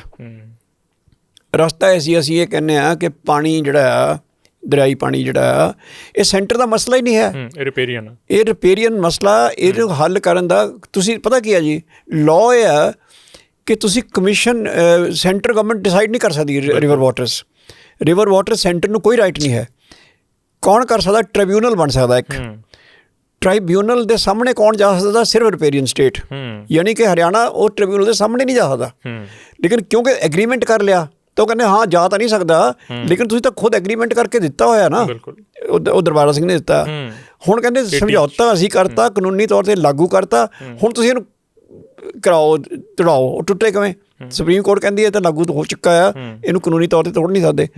ਲੇਕਿਨ ਉਹਦਾ ਹੱਲ ਅਸੀਂ ਕੀ ਸੋਚਦੇ ਸੀਗੇ ਕਿ ਜਦੋਂ 1966 ਦੇ ਜਿਹੜਾ ਰੀਆਰਗਨਾਈਜੇਸ਼ਨ ਐਕਟ ਹੈ ਉਹਦੀ ਜਿਹੜੀ ਧਾਰਾ 78 ਆਈ ਥਿੰਕ 76 ਜਾਂ 78 ਉਹਦੇ ਮੁਤਾਬਕ ਜਿਹੜਾ ਆ ਰਿਵਰ ਵਾਟਰਸ ਆ ਉਹਦੇ 'ਚ ਸੈਂਟਰ ਨੂੰ ਕੋਈ ਰਾਈਟ ਨਹੀਂ ਹੈ।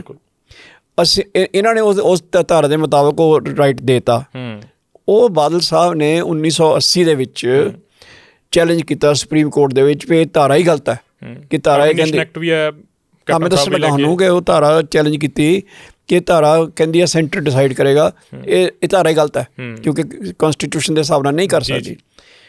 ਜਦੋਂ ਬਾਦਲ ਸਾਹਿਬ ਦੇ ਇਹ ਸਰਕਾਰ ਨੇ ਕੀਤਾ ਆਪਣਾ ਕੇਸ ਕੀਤਾ ਸੁਪਰੀਮ ਕੋਰਟ 'ਚ, ਉਹ ਤੋਂ ਬਾਅਦ ਸਰਕਾਰਾਂ ਟੁੱਟ ਗਈਆਂ। ਉਹ ਤੋਂ ਬਾਅਦ ਦਰਬਾਰਾ ਸਿੰਘ ਦੀ ਸਰਕਾਰ ਆਈ। ਦਰਬਾਰਾ ਸਿੰਘ ਹੋਣਾ ਨੇ ਉਹ ਸਮਝੌਤਾ ਨਹੀਂ ਸਿਰਫ ਕੀਤਾ ਜਿਹੜੇ ਮੈਂ ਕਹਿ ਰਿਹਾ, ਸੁਪਰੀਮ ਕੋਰਟ 'ਚੋਂ ਕੇਸ ਵੀ ਵਾਪਸ ਲੈ ਲਿਆ। ਸਾਡੀ ਫੇਰ ਸਰਕਾਰ ਆਈ 1997 'ਚ, ਠੀਕ ਹੈ, ਫਿਰ ਦੁਬਾਰਾ ਕੇਸ ਕੀਤਾ। ਉਹ ਦੁਬਾਰਾ ਕੇਸ ਦੇ ਵਿੱਚ ਸੁਪਰੀਮ ਕੋਰਟ ਨੇ ਰੌਲਾ ਪਾਤਾ ਜੀ ਪਹਿਲਾਂ SYL ਬਣਾਓ ਜੀ, ਪਹਿਲਾਂ ਇਹ ਕਰੋ ਜੀ। ਕਹਿੰਦੇ ਪਾਣੀ ਦਾ ਮਸਲਾ ਹੁੰਦਾ ਰਹੂਗਾ ਹੱਲ, ਨਹਿਰ ਬਣਾਓ। ਤੁਸੀਂ ਮੈਨੂੰ ਦੱਸੋ ਵੀ ਕੁੱਤੋਂ ਕੋ ਬਣਦੀ ਹੈ ਕਿ ਪਾਣੀ ਹੈ ਨਹੀਂ ਗਾ ਪਰ ਨਹਿਰ ਬਣਾਓ, ਠੀਕ ਹੈ। ਫਿਰ ਉਹ ਮਸਲਾ ਅਜੇ ਵੀ ਤੁਸੀਂ ਚੈੱਕ ਕਰ ਲਿਓ ਸੁਪਰੀਮ ਕੋਰਟ ਦੇ ਵਿੱਚ ਬਾਦਲ ਸਾਹਿਬ ਦੀ ਸਰਕਾਰ ਵੱਲੋਂ ਕੇਸ ਕੀਤਾ ਪਿਆ, ਅਜੇ ਵੀ ਖੜਾ ਆ। ਇਹਨਾਂ ਨੇ ਸਿਰਫ ਫੋਲੋ ਕਰਨਾ, ਇਹ ਜਾ ਕੇ ਫੋਲੋ ਕਰਨਗੇ। ਮੈਨੂੰ ਪੂਰਾ ਯਕੀਨ ਹੈ ਕਿ ਉਹ ਧਾਰਾ 78 ਜਿਹੜੀ ਹੈ ਉਹਦੀ ਰੀਆਰਗਨਾਈਜੇਸ਼ਨ act the, it will be ਸਟਰਕ down, ਠੀਕ ਹੈ। ਲੇਕਿਨ ਉਹਨੂੰ ਫੋਲੋ ਕਰਨਾ ਪਏਗਾ। ਲੇਕਿਨ ਉਹ ਕੇਸ ਅਜੇ ਵੀ ਬਾਦਲ ਸਾਹਿਬ ਦੇ ਕੀਤਾ ਖੜਾ ਆ, ਜਿਹਨਾਂ ਨੂੰ ਕਹਿੰਦੇ ਰਹਿੰਦੇ ਜੀ ਇਹਨਾਂ ਨੇ ਪਤਾ ਨਹੀਂ ਕੀ ਕਰਤਾ, ਇਹਨਾਂ ਨੇ ਕੀ ਕਰਤਾ। ਸੋ ਮੇਰਾ ਮਤਲਬ ਮਸਲੇ ਉਲਝਾ ਕੇ ਇੰਨੇ ਗਏ ਨੇ ਕਿ ਉਹਨਾਂ ਨੂੰ ਹੱਲ ਕਰਦੇ ਤੁਸੀਂ ਤਾਂ ਕਹਿੰਦੇ ਹੁੰਦੇ ਵੀ ਕਾਫਰ ਹੋ ਜਾਏ ਬੰਦਾ ਵਾਲੀ ਗੱਲ ਹੋਈ ਹੈ। ਥੈਂਕ ਯੂ ਸਰ, ਬਹੁਤ ਬਹੁਤ ਧੰਨਵਾਦ। ਮੈਂ ਉਮੀਦ ਕਰਦਾ ਕਿ ਤੁਸੀਂ ਬੋਰ ਨਹੀਂ ਹੋਏ ਹੋਵੋਗੇ, ਹੈ ਨਾ? ਤੇ ਮੈਨੂੰ ਲੱਗਦਾ ਆਈ ਇੰਜੋਇਡ ਵਧੀਆ ਲੱਗਿਆ ਜੀ ਤੁਹਾਨੂੰ? ਬਹੁਤ ਵਧੀਆ ਲੱਗਾ। ਇੱਕ ਤਾਂ ਦੇਖੋ ਮੈਂ ਤੁਹਾਨੂੰ ਇਹ ਕੁਦਰਤੀ ਗੱਲਾਂ ਹੁੰਦੀਆਂ ਨੇ, ਜਿੱਦਾਂ ਮੈਂ ਤੁਹਾਨੂੰ ਬਾਦਲ ਸਾਹਿਬ ਬਾਰੇ ਕਹਿ ਰਿਹਾ ਸੀ ਨਾ ਵੀ ਕਈ ਵਾਰੀ ਵਾਈਬ੍ਰੇਸ਼ਨ ਹੁੰਦੀਆਂ, ਉਹਨਾਂ ਨੂੰ ਪਤਾ ਨਹੀਂ ਮੇਰੇ 'ਚ ਕੀ ਚੰਗਾ ਲੱਗਾ। ਕੰਮ ਕਾਰ ਤਾਂ ਮੇਰੇ ਤੋਂ ਉਹਨਾਂ ਨੇ ਕਦੇ ਲਿਆ ਨਹੀਂ, ਸੱਚੀ ਜਿਹੜੀ ਗੱਲ। ਉਹਦੇ ਬਲਕਿ ਮੇਰਾ ਹੱਥ ਸਭ ਤੋਂ ਆਲ ਸੀ ਤੇ ਸਭ ਤੋਂ ਮੌਜੀ ਇਨ ਦਾ ਸੈਂਸ ਕਿ ਮਰਜ਼ੀ ਚਲਾ ਗਿਆ, ਮਰਜ਼ੀ ਨਹੀਂ ਚਲਾ ਗਿਆ, ਉਹ ਮੈਂ ਹੀ ਰਿਹਾ, ਠੀਕ ਹੈ। ਤੋ ਉਹ ਹੁੰਦਾ, ਪਰ ਉਹਨਾਂ ਨੂੰ ਪਤਾ ਨਹੀਂ ਕੀ ਮਤਲਬ ਨਜ਼ਰ ਅੱਛਾ ਉਹ ਮੈਨੂੰ ਵੀ ਉਹਨਾਂ 'ਚ ਨਜ਼ਰ ਆਇਆ ਵੀ ਯਾਰ ਬੰਦਾ ਬਹੁਤ ਵਧੀਆ ਹੈ ਨਾ। ਨਿੱਜੀ ਪਰਸਨਲ ਮੈਂ ਕੋਈ ਦੂਜੇ ਕੰਮ ਤਾਂ ਲੈਣੇ ਨਹੀਂ ਸੀਗੇ, ਕੋਈ ਨਾ ਮੰਗਣਾ ਸੀਗਾ ਅਤੇ ਨਾ ਕੋਈ ਫਾਇਦੇ ਲੈਣੇ ਸੀ। ਅਤੇ ਉਹ ਰਿਸ਼ਤਾ ਬੜਾ ਸੋਹਣਾ ਇੱਦਾਂ ਨਿਭਿਆ। ਤਾਂ ਮੈਂ ਜਿਹੜੀ ਗੱਲ ਕਰਨ ਲੱਗਾ ਉਹ ਇਹ ਆ ਕਿ ਇੱਦਾਂ ਹੀ ਰਿਸ਼ਤੇ ਕਰੀ ਹੁੰਦਾ ਜਿੱਦਾਂ ਹੁਣ ਮੈਂ ਤੁਹਾਨੂੰ ਮਿਲਿਆ ਹੀ ਆ ਪਹਿਲਾਂ ਹੀ। ਸੋ ਇੱਕਦਮ ਇਹ ਵਾਈਬ੍ਰੇਸ਼ਨ ਆਈ ਵੀ ਮੁੰਡਾ ਬਹੁਤ ਪਿਆਰਾ ਹੈ ਨਾ। ਤਾਂ ਉਹ ਇੱਦਾਂ ਸੋ ਇਸ ਕਰਕੇ ਜਿਹੜਾ ਕੋਈ ਨਾ ਜੀ ਆਪਾਂ ਮਿਲਦੇ ਰਹਾਂਗੇ ਹੁਣ, ਹੈ ਨਾ? ਜਿਸ ਜਿਹੜੀ ਆਪਣੀ ਮੁਲਾਕਾਤ ਵੀ ਹੋਈ ਹੈ ਮੇਰੇ ਲਈ ਬਹੁਤ ਇੰਜੋਏਬਲ ਜੀ। ਬਹੁਤ ਬਹੁਤ ਧੰਨਵਾਦ ਸਰ, ਤੁਸੀਂ ਸਮਾਂ ਦਿੱਤਾ ਅਤੇ ਬਹੁਤ ਜਿਹੜੀਆਂ ਖੱਟੀਆਂ ਮਿੱਠੀਆਂ ਯਾਦਾਂ ਅੱਜ ਫਿਰ ਤਾਜ਼ਾ ਕੀਤੀਆਂ, ਹੈ ਨਾ, ਗੱਲਾਂ ਕੀਤੀਆਂ ਸਾਡੇ ਨਾਲ ਪੋਲੀਟੀਕਲ ਨੋਨ ਪੋਲੀਟੀਕਲ। ਅਤੇ ਬਹੁਤ ਬਹੁਤ ਧੰਨਵਾਦ ਜੀ। Thank you. ਤਾਂ ਸੀਗੇ HS ਬੈਂਸ, ਮਰਹੂਮ ਮੁੱਖ ਮੰਤਰੀ ਸਰਦਾਰ ਪ੍ਰਕਾਸ਼ ਸਿੰਘ ਬਾਦਲ ਹੋਰਾਂ ਦੇ ਸਲਾਹਕਾਰ ਰਹਿ ਚੁੱਕੇ ਹੈ ਅਤੇ ਕਹਿ ਰਹੇ ਨੇ ਕਿ ਬਹੁਤ ਹੀ ਪਿਆਰਾ ਰਿਸ਼ਤਾ ਸੀਗਾ, ਬਹੁਤ ਹੀ ਇਮੋਸ਼ਨਲ ਰਿਸ਼ਤਾ ਸੀਗਾ। ਭਾਵੁਕ ਵੀ ਹੋਏ, ਪੋਲੀਟੀਕਲ ਗੱਲਾਂ ਵੀ ਕੀਤੀਆਂ, ਆਪਦੀ ਪਾਰਟੀ ਲਈ ਡਿਫੈਂਸਿਵ ਵੀ ਹੋਏ ਅਤੇ ਨਾਲ ਦੀ ਨਾਲ ਜਿਹੜੀਆਂ ਇਮੋਸ਼ਨਲ ਗੱਲਾਂ ਵੀ ਸਾਡੇ ਨਾਲ ਇਹਨਾਂ ਨੇ ਕੀਤੀਆਂ ਗਈਆਂ। ਅਤੇ ਅੱਜ ਦਾ ਪੌਡਕਾਸਟ ਜਿਹੜਾ ਇੰਨਾ ਹੀ ਆ ਅਤੇ ਅੱਜ ਦੇ ਪੌਡਕਾਸਟ ਦੀ ਆਪਾਂ ਸਮਾਪਤੀ ਕਰਾਂਗੇ। ਤੁਸੀਂ ਦੇਖਦੇ ਰਹੋ ਪ੍ਰਾਈਮ ਪੌਡਕਾਸਟ ਅਤੇ ਅੱਗੇ ਵੀ ਸਾਡੇ ਨਾਲ ਜੁੜਦੇ ਰਹੋ। ਜਿਹੜੇ ਤੁਹਾਡੇ ਸੁਝਾਅ ਹੋਏ ਤੁਸੀਂ ਆਪਣੇ ਕਮੈਂਟ ਬਾਕਸ ਦੇ ਵਿੱਚ ਸਾਨੂੰ ਦੇ ਸਕਦੇ ਹੋ। ਬਹੁਤ ਬਹੁਤ ਧੰਨਵਾਦ।